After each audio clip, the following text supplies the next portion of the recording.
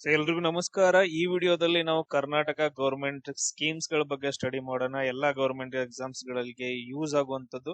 ಎಲ್ರಿಗೂ ಶೇರ್ ಮಾಡ್ರಿ, ಅದೇ ತರ ಸಬ್ಸ್ಕ್ರೈಬ್ ಆಗಿ. ನಿಮ್ಗೆ ಇಷ್ಟ ಆಯ್ತು ಅಂತಂದ್ ಹೇಳಿದ್ರೆ ನೆಕ್ಸ್ಟ್ ಸೆಂಟ್ರಲ್ ಗೌರ್ಮೆಂಟ್ ಎಕ್ಸಾಮ್ಸ್ ಗಳ ಬಗ್ಗೆ ನಾನು ಒಂದು ವಿಡಿಯೋನ ಅಪ್ಲೋಡ್ ಮಾಡ್ತೀನಿ. ಸೊ ಇದ್ರಲ್ಲಿ ಫಸ್ಟ್ ಒನ್ ನೋಡ್ರಿ, ಗೃಹ ಜ್ಯೋತಿ ಯೋಜನೆ ಅಂತಂದ್ ಹೇಳಿ ಬರುತ್ತೆ. ಗೃಹ ಜ್ಯೋತಿ ಯೋಜನೆ ಅಂತಂದ್ ಹೇಳಿ ಕರ್ನಾಟಕ ಸರ್ಕಾರದ 5 ಮುಖ್ಯ ಗ್ಯಾರಂಟಿಗಳಲ್ಲಿ ಒಂದಾಗೈತೆ.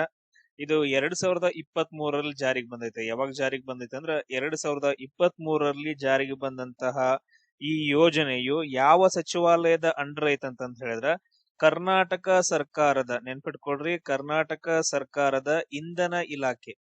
ಕರ್ನಾಟಕ ಸರ್ಕಾರದ ಇಂಧನ ಇಲಾಖೆ ಏನ್ ಬರುತ್ತಲ್ಲ, ಸೊ ಅದರ ಅಂಡರ್ ಒಳಗಡೆ ಇದು ಕೆಲಸ ಮಾಡುತ್ತಾ. ಇದನ್ನ ನಾವು ಎನರ್ಜಿ ಡಿಪಾರ್ಟ್ಮೆಂಟ್ ಹೋಲಿಸಬಹುದು, ಕರ್ನಾಟಕ ಸರ್ಕಾರದ ಇಂಧನ ಇಲಾಖೆ ಅಂತಂದ ಹೇಳಿ. ಅದಾದ ನಂತರ ಇದ್ರದ್ದು ಮುಖ್ಯ ಉದ್ದೇಶ ಏನು ಅಂತಂತ ಹೇಳಿದ್ರ, ಇದ್ರದ್ದು ಮುಖ್ಯ ಉದ್ದೇಶ ಏನು ಅಂತ ಕೇಳಿದ್ರ ಸಿಂಪಲ್ ಆಗಿ ಹೇಳ್ಬೇಕು, ಗೃಹ ಬಳಕೆದಾರರಿಗೆ ಉಚಿತ ವಿದ್ಯುತ್ ಅನ್ನ ನೀಡೋದು. ಗೃಹ ಬಳಕೆದಾರರಿಗೆ ಅಂದ್ರೆ ಪ್ರತಿಯೊಂದು ಮನೆಗೆ ಗೃಹ ಬಳಕೆದಾರರಿಗೆ ಉಚಿತ ವಿದ್ಯುತ್ ಅನ್ನ ನೀಡುವಂತಹ ಒಂದು ಆರ್ಥಿಕ ಹೊರೆಯನ್ನ ತಗ್ಗಿಸುವಂತಹ ಯೋಜನೆಯನ್ನ ನಾವು ಗೃಹ ಜ್ಯೋತಿ ಯೋಜನೆ ಅಂತಂದ್ ಹೇಳ್ತೀವಿ. ಸೊ ಇಲ್ಲಿ ಏನ್ ಮಾಡ್ತಾರ ಅಂತಂದ್ ಹೇಳಿದ್ರೆ, ಯೋಜನೆಯ ಮಿತಿ ಎಷ್ಟೈತೆ ಅಂತಂದ್ ಹೇಳಿದ್ರೆ ಪ್ರತಿ ಕುಟುಂಬಕ್ಕೆ ತಿಂಗಳಿಗೆ 200 ಯೂನಿಟ್ಗಳಷ್ಟೇ. ಎಷ್ಟವರೆಗೂ ಅಂತಂದ್ ಹೇಳಿದ್ರೆ 200 ಯೂನಿಟ್. ಪ್ರತಿ ಒಂದು ಕುಟುಂಬ ಏನ್ ಬರುತ್ತಲ್ಲ ಅದಕ್ಕೇನಂದ್ರೆ 200 ಯೂನಿಟ್ ಅಷ್ಟೇ. 200 ಯೂನಿಟ್ ಗಿಂತ ಎಲ್ಲಾದ್ರೂ ಜಾಸ್ತಿ ಆಯ್ತು ಅಂದ್ರ ಎಷ್ಟು ಯೂನಿಟ್ ಆಗಿರುತ್ತ ಅಷ್ಟು ಯೂನಿಟ್ ದುಡ್ಡು, ಹೆಚ್ಚುವರಿ ಯೂನಿಟ್ ದುಡ್ಡನ್ನ ನಾವು ಗೌರ್ಮೆಂಟ್ ಕಟ್ಬೇಕಾಗತ್ತ. ಯಾರ್ಯಾರು ಯೂಸ್ ಮಾಡ್ಕೋಬಹುದಂತಂದ್ ಹೇಳಿ, ಅರ್ಹರು ಯಾರ್ಯಾಗಿರ್ತಾರ ಅಂತಂದ್ ಹೇಳಿದ್ರ ಕರ್ನಾಟಕದ ಎಲ್ಲಾ ನಿವಾಸಿಗಳು, ಕರ್ನಾಟಕದ ಎಲ್ಲಾ ಸ್ಥಿರ ನಿವಾಸಿಗಳು. ಅದಾದ ನಂತರ ಗೃಹ ಬಳಕೆದಾರರು, ಡೊಮೆಸ್ಟಿಕ್ ಅಂತಂದ್ ಹೇಳ್ತೀವಲ್ಲ, ಗೃಹ ಬಳಕೆದಾರರು, ಡೊಮೆಸ್ಟಿಕ್ ಕನ್ಸ್ಯೂಮರ್ಸ್ ಏನ್ ಬರ್ತಾರಲ್ಲ ಅವ್ರಾಗಿರ್ಬೋದು. ಆಮೇಲೆ ಬಾಡಿಗೆದಾರರು, ಈಗ ನಮ್ಮ ಕರ್ನಾಟಕ ಸ್ಟೇಟ್ ಬಂದು ಬಾಡಿಗೆದಾರರು ಇರ್ತಾರಲ್ಲ ಅವ್ರಾಗಿರ್ಬೋದು, ಅಂದ್ರೆ ಟೀನೆಂಟ್ಸ್ ಅಂತಂದ್ ಹೇಳ್ತೀವಿ. ಇವ್ರೆಲ್ರೂ ಅರ್ಹರು ಇರ್ತಾರ. ಒಂದು ಕುಟುಂಬಕ್ಕೆ ಒಂದು ಕುಟುಂಬಕ್ಕೆ ಒಂದು ವಿದ್ಯುತ್ ಸಂಪರ್ಕ ಮಾತ್ರ. ಎರಡೆರಡು ಮೂರ್ ಕೊಡಂಗಿಲ್ಲ, ಓನ್ಲಿ ಒಂದೊಂದ್ ಮಾತ್ರ. ಒಂದು ಕುಟುಂಬಕ್ಕೆ 200 ಯೂನಿಟ್ಸ್ ಗಳಷ್ಟೇ ಫ್ರೀ ಇರುತ್ತೆ. ಎಕ್ಸ್ಟ್ರಾ ಆಯ್ತು ಅಂತಂದ್ ಹೇಳಿದ್ರೆ ಅದನ್ನ ನಾವು ದುಡ್ಡು ಕೊಡ್ಬೇಕಾಗತ್ತ. ಆಮೇಲೆ ಇದು ಕರ್ನಾಟಕ ಸರ್ಕಾರ ಇಂಧನ ಇಲಾಖೆ ಅಂಡರ್ ಅಲ್ಲಿ ಬರುವಂತಹ ಒಂದು ಯೋಜನೆ ಆಗೈತೆ. ಇದು ಸ್ಟಾರ್ಟ್ ಆಗಿದ್ದೆ ಯಾವಾಗ ಅಂದ್ರೆ 2023ರಲ್ಲಿ. ಎಸ್, ನೆಕ್ಸ್ಟ್ ಒನ್ ನೋಡ್ರಿ, ಅನ್ನಭಾಗ್ಯ ಯೋಜನೆ ಅಂತಂದ್ ಹೇಳ್ತೀವಿ. ಇದು ತುಂಬಾ ಇಂಪಾರ್ಟೆಂಟ್, ಆಹಾರದ ಭದ್ರತೆಗೋಸ್ಕರ ಬಂದಂತಹ ಒಂದು ಯೋಜನೆ. ಇದು ಯಾವ ಸಚಿವಾಲಯದ ಅಂಡರ್ ಬಂದೈತೆ ಅಂತಂದ್ ಹೇಳಿದ್ರ ಆಹಾರ, ನಾಗರಿಕ ಸರಬರಾಜು ಮತ್ತು ಗ್ರಾಹಕ ವ್ಯವಹಾರಗಳ ಇಲಾಖೆ. ಸೊ ಇದ್ರ ಅಂಡರ್ ಅಲ್ಲಿ, ಈ ಸಚಿವಾಲಯದ ಅಂಡರ್ ಅಲ್ಲಿ ಬಂದಿರುವಂತಹ ಒಂದು ಯೋಜನೆ ಯಾವ್ದಂದ್ರ ಅನ್ನಭಾಗ್ಯ ಯೋಜನೆ ಅಂತಂದ್ ಹೇಳ್ತೀವಿ. ಈ ಯೋಜನೆಯನ್ನ ಮೊದಲ ಬಾರಿಗೆ ಯಾವಾಗ ಸ್ಟಾರ್ಟ್ ಮಾಡ್ತಾರ ಅಂದ್ರ 2013ರಲ್ಲಿ ಸ್ಟಾರ್ಟ್ ಮಾಡ್ತಾರೆ. ಯಾವಾಗ 2013ರಲ್ಲಿ ಸ್ಟಾರ್ಟ್ ಮಾಡ್ತಾರ. ಬಟ್ ಅದಾದ ನಂತರ ರೀಸೆಂಟ್ಲಿ ಜುಲೈ 1ನೇ ತಾರೀಕು, ಯಾವಾಗ ಅಂತಂದ್ ಹೇಳಿದ್ರ ಜುಲೈ 1, 2023ರಲ್ಲಿ ಇದನ್ನ ಮರು ಪರಿಶೀಲನೆ ಮಾಡಿಬಿಟ್ಟು ಮತ್ತೆ ಜಾರಿಗೆ ತಗೊಂಡು ಬರ್ತಾರೆ. ಇದು ತುಂಬಾ ಇಂಪಾರ್ಟೆಂಟ್. ಜುಲೈ 1, 2023ರಂದು ಈ ಗ್ಯಾರಂಟಿ ಯೋಜನೆಯನ್ನ ಮರು ಪರಿಷ್ಕರಿಸಿ ಮತ್ತೆ ಮರುಚಾಲನೆಯನ್ನ ಮಾಡ್ತಾರ. ಇದು ಇಂಪಾರ್ಟೆಂಟ್. ಆ ಟೈಮ್ ಒಳಗಡೆ ಏನ್ ಮಾಡ್ತಾರ ಅಂತಂದ್ ಹೇಳಿದ್ರೆ 10 ಕೆಜಿ ಅಕ್ಕಿಯನ್ನ ಕೊಡ್ಬೇಕು ಅಂತಂದ್ ಹೇಳಿ ಪ್ರತಿಯೊಂದು ಕುಟುಂಬಕ್ಕೆ. ಏನಂದ್ರೆ ಪ್ರತಿಯೊಬ್ಬ ವ್ಯಕ್ತಿಗೂ 10 ಕೆಜಿ ಅಕ್ಕಿಯನ್ನ ವಿತರಣೆ ಮಾಡ್ಬೇಕು ಅಂತಂದ್ ಹೇಳಿ ಇದ್ರದ್ದು ಉದ್ದೇಶ ಆಗಿರತ್ತ.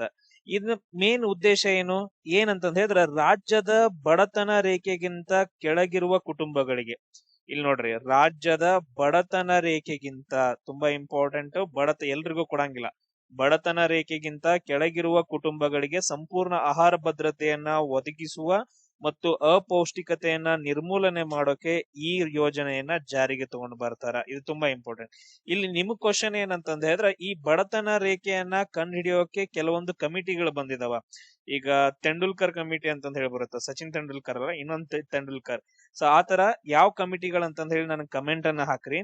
ಇಲ್ಲಿ ಏನಾಗತ್ತಂದ್ರ ಕೇಂದ್ರ ಸರ್ಕಾರ ಏನ್ ಮಾಡತ್ತಂದ್ರ ಒಂದು ಕಾಯ್ದೆಯನ್ನ ಜಾರಿಗೆ ತಗೊಂಡು ಬರುತ್ತ. ಅದು ತುಂಬಾ ಇಂಪಾರ್ಟೆಂಟ್. ಕೇಂದ್ರ ಸರ್ಕಾರ ಏನ್ ಮಾಡತ್ತಂದ್ರ ಒಂದು ಕಾಯ್ದೆಯನ್ನ, ಯಾವ ಕಾಯ್ದೆ? ರಾಷ್ಟ್ರೀಯ ಆಹಾರ ಭದ್ರತಾ ಕಾಯ್ದೆ ಅಂತಂದ ಹೇಳಿ, ರಾಷ್ಟ್ರೀಯ ಆಹಾರ ಭದ್ರತಾ ಕಾಯ್ದೆ. ಇದು ತುಂಬಾ ಇಂಪಾರ್ಟೆಂಟ್. ಯಾಕಂತಂದ ಹೇಳಿದ್ರ ಈ ಕಾಯ್ದೆ ಅಂಡ್ರೆ ಎಲ್ಲ ಬಂದ್ಬಿಡುತ್ತೆ. ರಾಷ್ಟ್ರೀಯ ಆಹಾರ ಭದ್ರತಾ ಕಾಯ್ದೆ, NFSA ಅಂತಂದ ಹೇಳ್ತೀವಿ. ಇದ್ರ ಪ್ರಕಾರ ಏನ್ ಮಾಡ್ತಾರೆ ಅಂತಂದ ಹೇಳಿದ್ರೆ ಈ ಯೋಜನೆಯನ್ನ ಜಾರಿಗೆ ತಗೊಂಡು ಬರ್ತಾರೆ. ಇದ್ರಲ್ಲಿ ಪಾಲುದಾರರು 5 ಕೆಜಿ ಅಕ್ಕಿಯನ್ನ ಯಾರು ಕೊಡ್ತಾರ ಅಂದ್ರೆ ಕೇಂದ್ರ ಸರ್ಕಾರ ಕೊಡುತ್ತಾ ಈ ಕಾಯ್ದೆಯ ಅಂಡರ್ ಒಳಗಡೆ. ಇನ್ನು 5 ಕೆಜಿ ಅಕ್ಕಿಯನ್ನ ಯಾರು ಕೊಡ್ತಾರ? ಕರ್ನಾಟಕ ಸರ್ಕಾರ ಹೆಚ್ಚುವರಿಯಾಗಿ ನಮಗ್ ಕೊಡತ್ತ. ಅಂದ್ರೆ ಟೋಟಲ್ ಆಗಿ ಇಬ್ರು ಸೇರಿ ಒಬ್ಬ ವ್ಯಕ್ತಿಗೆ ಏನ್ ಮಾಡ್ತಾರಂದ್ರ 10 ಕೆಜಿ ಅಕ್ಕಿಯನ್ನ ಕೊಡ್ತಾರ. ಇದ್ರಲ್ಲಿ ಅರ್ಹರ್ ಯಾರ್ಯಾರ್ರಿ ಅಂತಂದ್ ಯಾರ್ಯಾರು ಅರ್ಹರಾಗಿರ್ತಾರ ಅಂತಂದ್ ಹೇಳಿದ್ರೆ BPL ಕಾರ್ಡ್ ಅನ್ನ ಯಾರು ಹೊಂದಿರ್ತಾರಲ್ಲ ಅವರೆಲ್ಲರೂ ಅರ್ಹರಾಗಿರ್ತಾರ. ಅದಾದ ನಂತರ AAY ಕಾರ್ಡ್ ಅನ್ನ ಹೊಂದಿರ್ತಾರಲ್ಲ, ಯಾವ್ದಂತ ಹೇಳ್ತೀವಿ ಅಂತ್ಯೋದಯ ಅನ್ನ ಯೋಜನೆಯನ್ನ ಯಾರು ತಗೊಂತಿರ್ತಾರಲ್ಲ ಅವ್ರೆಲ್ರು ಏನಂತಂದ್ ಹೇಳಿದ್ರೆ ಇದಕ್ಕ ಎಲಿಜಿಬಲ್ ಆಗಿರ್ತಾರ. ಆಮೇಲೆ PHH ಕಾರ್ಡ್ ಅನ್ನ ಅಂತಂದ್ ಹೇಳಿದ್ರೆ ಆದ್ಯತಾ ಕುಟುಂಬ ಅಂತಂದ್ ಹೇಳಿ ಒಂದು ಕಾರ್ಡ್ ಅನ್ನ ಕೊಡ್ತಾರ. ಇಷ್ಟು ರೇಷನ್ ಕಾರ್ಡ್ ಅನ್ನ ಹೊಂದಿರೋರ್ಗೆ ಏನಾಗತ್ತಂದ್ರ ಅನ್ನ ಭಾಗ್ಯ ಯೋಜನೆ ಸಿಗತ್ತ. ಒನ್ ಟೈಮ್ ಇವಾಗ ಕರ್ನಾಟಕ ಸರ್ಕಾರ ಏನಾದ್ರೂ ಕೊಡಾಕ್ ಆಗ್ಲಿಲ್ಲ, ಹೆಚ್ಚುವರಿ ಅಕ್ಕಿ ಸಂಗ್ರಹಣೆ ಒಳಗಡೆ ಏನಾದ್ರೂ ಪ್ರಾಬ್ಲಮ್ಸ್ ಗಳು ಎದುರಾದ್ವು ಅಂತಂದ ಹೇಳಿದ್ರೆ ಆ ಟೈಮ್ ಒಳಗಡೆ ಕರ್ನಾಟಕ ಸರ್ಕಾರ ಏನ್ ಮಾಡತ್ತಂದ್ರ 5 ಕೆಜಿ ಅಕ್ಕಿಯ ಬದಲಿಗೆ ಏನ್ ಮಾಡತ್ತ ದುಡ್ಡನ್ನ ಕೊಡುತ್ತ. 5 ಕೆಜಿ ಅಕ್ಕಿಯ ಬದಲಿಗೆ ಏನಂತಂದ ಹೇಳಿದ್ರೆ ಹಣವನ್ನ ನೀಡುತ್ತ. ಇದನ್ನು ಕೂಡ ಈ ಕಾಯ್ದೆ ಒಳಗಡೆ ಡಿಸ್ಕಷನ್ ಮಾಡಿದಾರ. ಎಷ್ಟು ಲೆಕ್ಕಾಚಾರದ ಪ್ರಕಾರ ಪ್ರತಿ ಕೆಜಿಗೆ ಎಷ್ಟು ರೂಪಾಯಿ ಕೊಡ್ತಾರ? 34 ರೂಪಾಯಿ ಕೊಡ್ತಾರ. ಪ್ರತಿ ಕೆಜಿ ಅಕ್ಕಿಗೆ 34ರಂತೆ ಒಬ್ಬ ವ್ಯಕ್ತಿಗೆ ತಿಂಗಳಿಗೆ ಎಷ್ಟು ಬರುತ್ತಂದ್ರ 170 ರೂಪೀಸ್ ಅನ್ನ ಕೊಡ್ತಾರ. ಯಾವಾಗ ಅಕ್ಕಿ ಸಂಗ್ರಹಣೆ ಇರ್ಲಿಲ್ಲ ಅಂತಂದ ಹೇಳಿದ್ರೆ ಪ್ರತಿ ಕೆಜಿಗೆ 34 ರೂಪಾಯಿ. ಆಮೇಲೆ ನೆಕ್ಸ್ಟ್ ಟೋಟಲ್ ಆಗಿ ಹೇಳಿದ್ರೆ ಒಬ್ಬ ವ್ಯಕ್ತಿಗೆ 170 ರೂಪಾಯಿ ನಗದನ್ನ ನೇರವಾಗಿ ಬ್ಯಾಂಕ್ ಖಾತೆಗೆ ಜಮಾವನ್ನ ಮಾಡ್ತಾರ. Clear point? ಇದೇನಂತಂದ ಹೇಳಿದ್ರೆ ಅನ್ನ ಭಾಗ್ಯ ಯೋಜನೆ. ನೆಕ್ಸ್ಟ್ ಇಂಪಾರ್ಟೆಂಟ್ ನೋಡ್ರಿ, ಶಕ್ತಿ ಯೋಜನೆ ಅಂತಂದ್ ಹೇಳ್ತೀವಿ. ಯಾವ್ದು? ಶಕ್ತಿ ಯೋಜನೆ.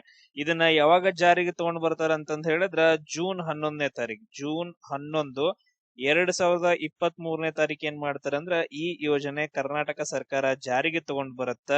ಇದು ಯಾವ್ದ್ರ ಅಂಡರ್ ಅಂತಂದ್ ಹೇಳಿದ್ರೆ ಕರ್ನಾಟಕ ಸರ್ಕಾರದ ಸಾರಿಗೆ ಇಲಾಖೆ ಅಂಡರ್ ಒಳಗಡೆ, ಆ ಸಚಿವಾಲಯದ ಅಂಡರ್ ಒಳಗಡೆ ಬರುವಂತಹ ಯಶಸ್ವಿಯಾಗಿ ಕಾರ್ಯನಿರ್ವಹಿಸುತ್ತಿರುವ ಈ ಯೋಜನೆ ಬಹಳ ಅಂದ್ರೆ ಬಹಳ ಇಂಪಾರ್ಟೆಂಟ್ ಆಗೈತೆ. ಯಾಕಂತಂದ್ ಹೇಳಿದ್ರೆ ರಾಜ್ಯದ ಎಲ್ಲಾ ಮಹಿಳೆಯರಿಗೆ ಬಹಳ ಅಂದ್ರೆ ಬಹಳ ಯೂಸ್ ಆಗೈತಲ್ಲ. ಸೊ ರಾಜ್ಯದ ಮಹಿಳೆಯರು ಯಾರ್ಯಾರಾಗಿರ್ಬೋದು? ಕಾಯಂ ನಿವಾಸಿಗಳಾಗಿರ್ಬೇಕು. ಕಂಪಲ್ಸರಿ ಏನಂತಂದ್ ಹೇಳಿದ್ರೆ ಕಾಯಂ ನಿವಾಸಿಗಳಾಗಿರ್ಬೇಕು ರಾಜ್ಯದ ಮಹಿಳೆಯರಿದ್ದು. ಆಮೇಲೆ ಕಾಯಂ ನಿವಾಸಿಗಳಾಗಿರ್ಬೇಕು. ಆಮೇಲೆ ನೆಕ್ಸ್ಟ್ ಇನ್ಯಾರಿಗೆ ಅಂತಂದ್ ಹೇಳಿದ್ರೆ ವಿದ್ಯಾರ್ಥಿನಿಯರಿಗೆ. ನೆಕ್ಸ್ಟ್ ಯಾರಿಗೆ? ವಿದ್ಯಾರ್ಥಿನಿಯರಿಗೆ. ಆಮೇಲೆ ತೃತೀಯ ಲಿಂಗಿಗಳಿಗೆ. ಯಾರಿಗೆ ಅಂತಪ್ಪ ಅಂತಂದ ಹೇಳಿದ್ರೆ ತೃತೀಯ ಲಿಂಗಿಗಳಿಗೆ. ಇಷ್ಟು ಜನರಿಗೆ ಏನ್ ಮಾಡ್ತಾರಂದ್ರ ಫ್ರೀ ಆಗಿ ನೀವ್ ಎಲ್ಲಿ ಬೇಕಾದ್ರೂ ತಿರುಗಾಡ್ಬಹುದು. ಇದು ಒಂದ್ ಕಡೆ ಆದ್ರೆ ಇನ್ನೊಂದು ತುಂಬಾ ಇಂಪಾರ್ಟೆಂಟ್ ಬರುತ್ತೆ. ಯಾವ್ಯಾವ ಸಾರಿಗೆ ನಿಗಮಗಳಲ್ಲಿ ಅಂತಂದ್ ಹೇಳಿ, ಯಾವ್ಯಾವ ಸಾರಿಗೆ ನಿಗಮಗಳಲ್ಲಿ? KSRTC ಅಂತಂದ್ ಹೇಳ್ತೀವಿ. KSRTC ಎಲ್ಲಾ ಬಸ್ಗಳಲ್ಲಿ ನೀವು ತಿರುಗಾಡ್ಬಹುದು ಫ್ರೀ ಆಗಿ. ಆಮೇಲೆ ನೆಕ್ಸ್ಟ್ BMTC ಬಸ್ಗಳಲ್ಲಿ ಎಲ್ಲಾ ಕಡೆ ತಿರುಗಾಡ್ಬಹುದು. ಅದಾದ ನಂತರ ನೆಕ್ಸ್ಟ್ ಇನ್ನೊಂದು ಬರುತ್ತೆ NWKRTC ಅಂತಂದ್ ಹೇಳ್ತೀವಲ್ಲ, KRTC ಅಂತಂದ್ ಹೇಳಿ. ಅದಾದ ನಂತರ ನೆಕ್ಸ್ಟ್ ಇನ್ನೊಂದ್ ಯಾವ್ದಂತಂದ್ ಹೇಳಿದ್ರೆ ಕಲ್ಯಾಣ ಕರ್ನಾಟಕ ಕಡೆ ಬರೋದು KKRTC.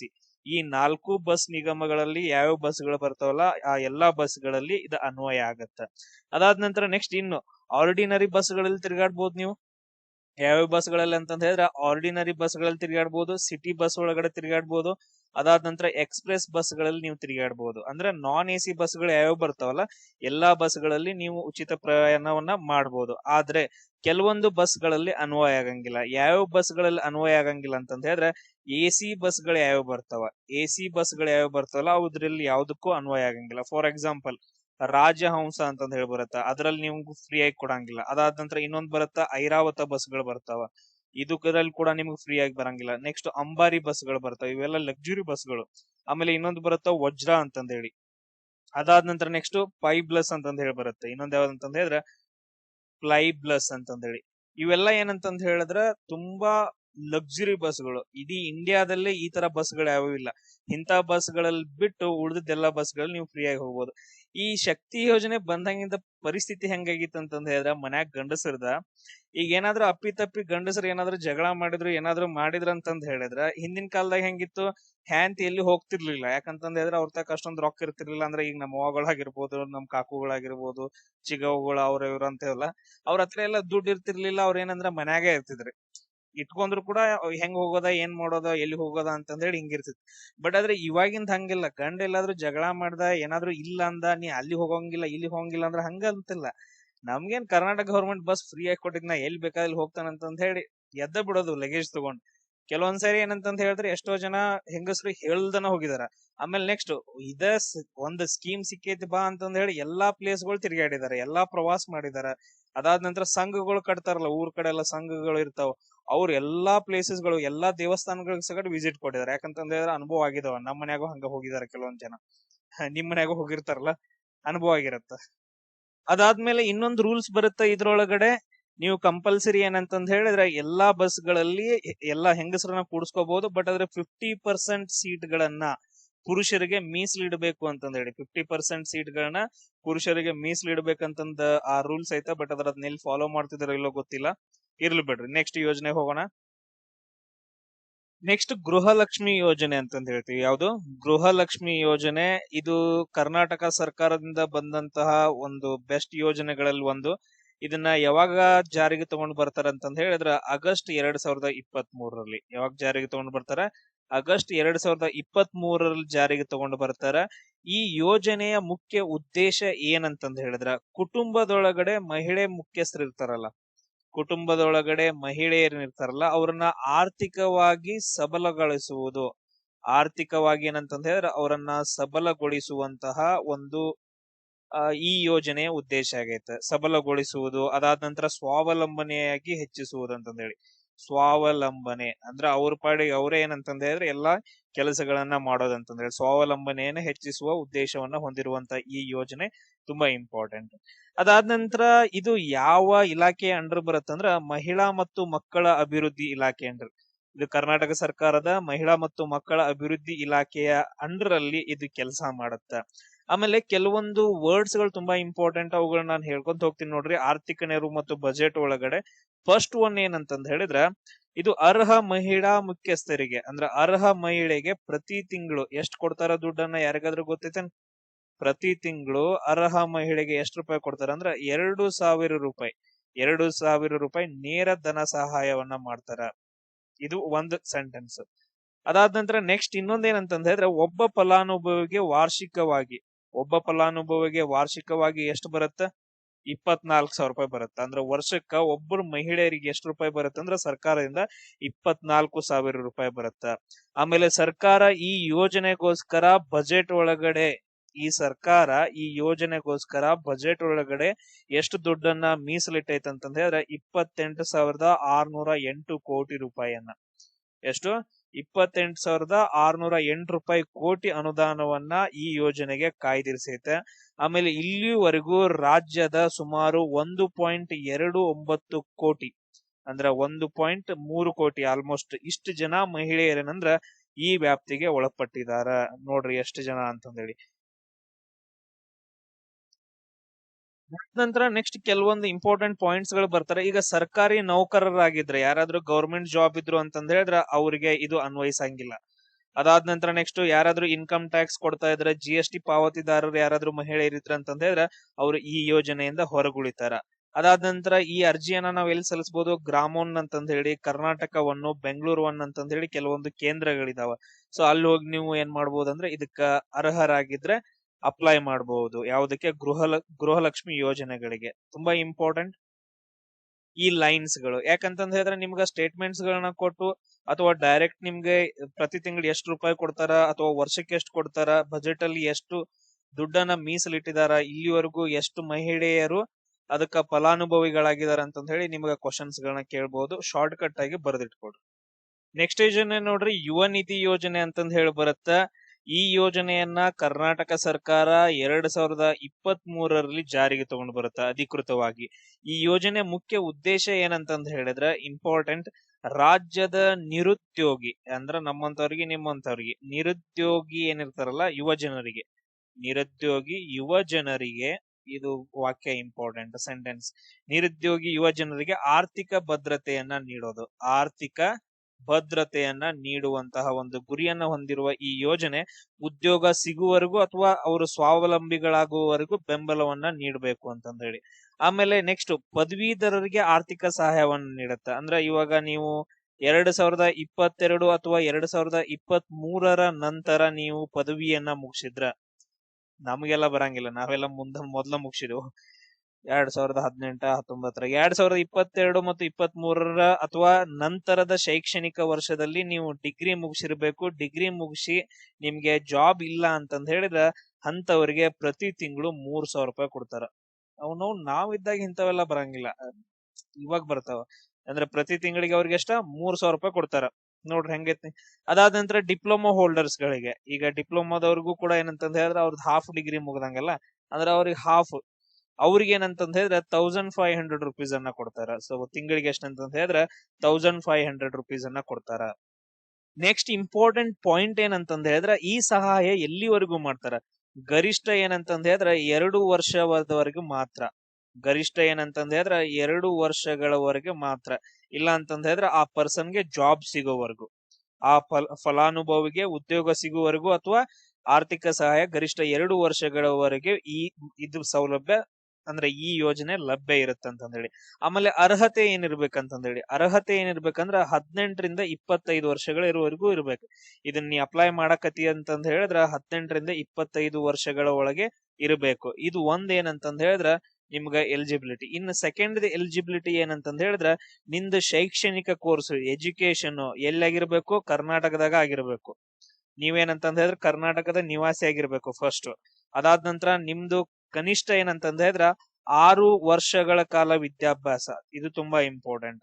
6 ವರ್ಷಗಳ ಕಾಲ ನಿಮ್ದು ವಿದ್ಯಾಭ್ಯಾಸ ಎಲ್ಲಾಗಿರ್ಬೇಕು, ಕರ್ನಾಟಕದಾಗ ಆಗಿರ್ಬೇಕು. ಇದು ಸೆಕೆಂಡ್. ಅದಾದ ನಂತರ ಥರ್ಡ್ ಇನ್ನೊಂದ್ ಏನಂತಂದ ಹೇಳಿದ್ರ ನಿಮ್ದು ಶೈಕ್ಷಣಿಕ ಕೋರ್ಸ್ ಪೂರ್ಣಗೊಂಡ ಕನಿಷ್ಠ 6 ತಿಂಗಳ ಒಳಗೆ. ಸೊ 6 ತಿಂಗಳ ಒಳಗೆ ನಿಮ್ಗೆ ಡಿಗ್ರಿ ಮುಗಿದ ತಕ್ಷಣ 6 ತಿಂಗಳ ಒಳಗಡೆ ಎಲ್ಲಾದ್ರೂ ನಿಮಗೆ ಜಾಬ್ ಸಿಗ್ಲಿಲ್ಲ ಅಂತಂದ ಹೇಳಿದ್ರೆ ಅಂತವ್ರು ನೀವು ಅರ್ಹರಾಗಿರ್ತೀರಿ. ನೀವು ಇದನ್ನ ಅಪ್ಲೈ ಮಾಡಿ ಪ್ರತಿ ತಿಂಗಳಿಗೆ 3000 ರೂಪಾಯಿ ಇಲ್ಲ 1500 ರೂಪಾಯಿ ನೀವು ತಗೊಳ್ಬಹುದು. ನೋಡ್ರಿ ಎಂತ ಚೆನ್ನಾಗಿರೋ ಒಂದು ಯೋಜನೆ. ನೆಕ್ಸ್ಟ್ ಯೋಜನೆ ನೋಡಿ, ಡಾಕ್ಟರ್ BR ಅಂಬೇಡ್ಕರ್ ವಸತಿ ಯೋಜನೆ ಅಂತಂದ್ ಹೇಳ್ತೀವಿ.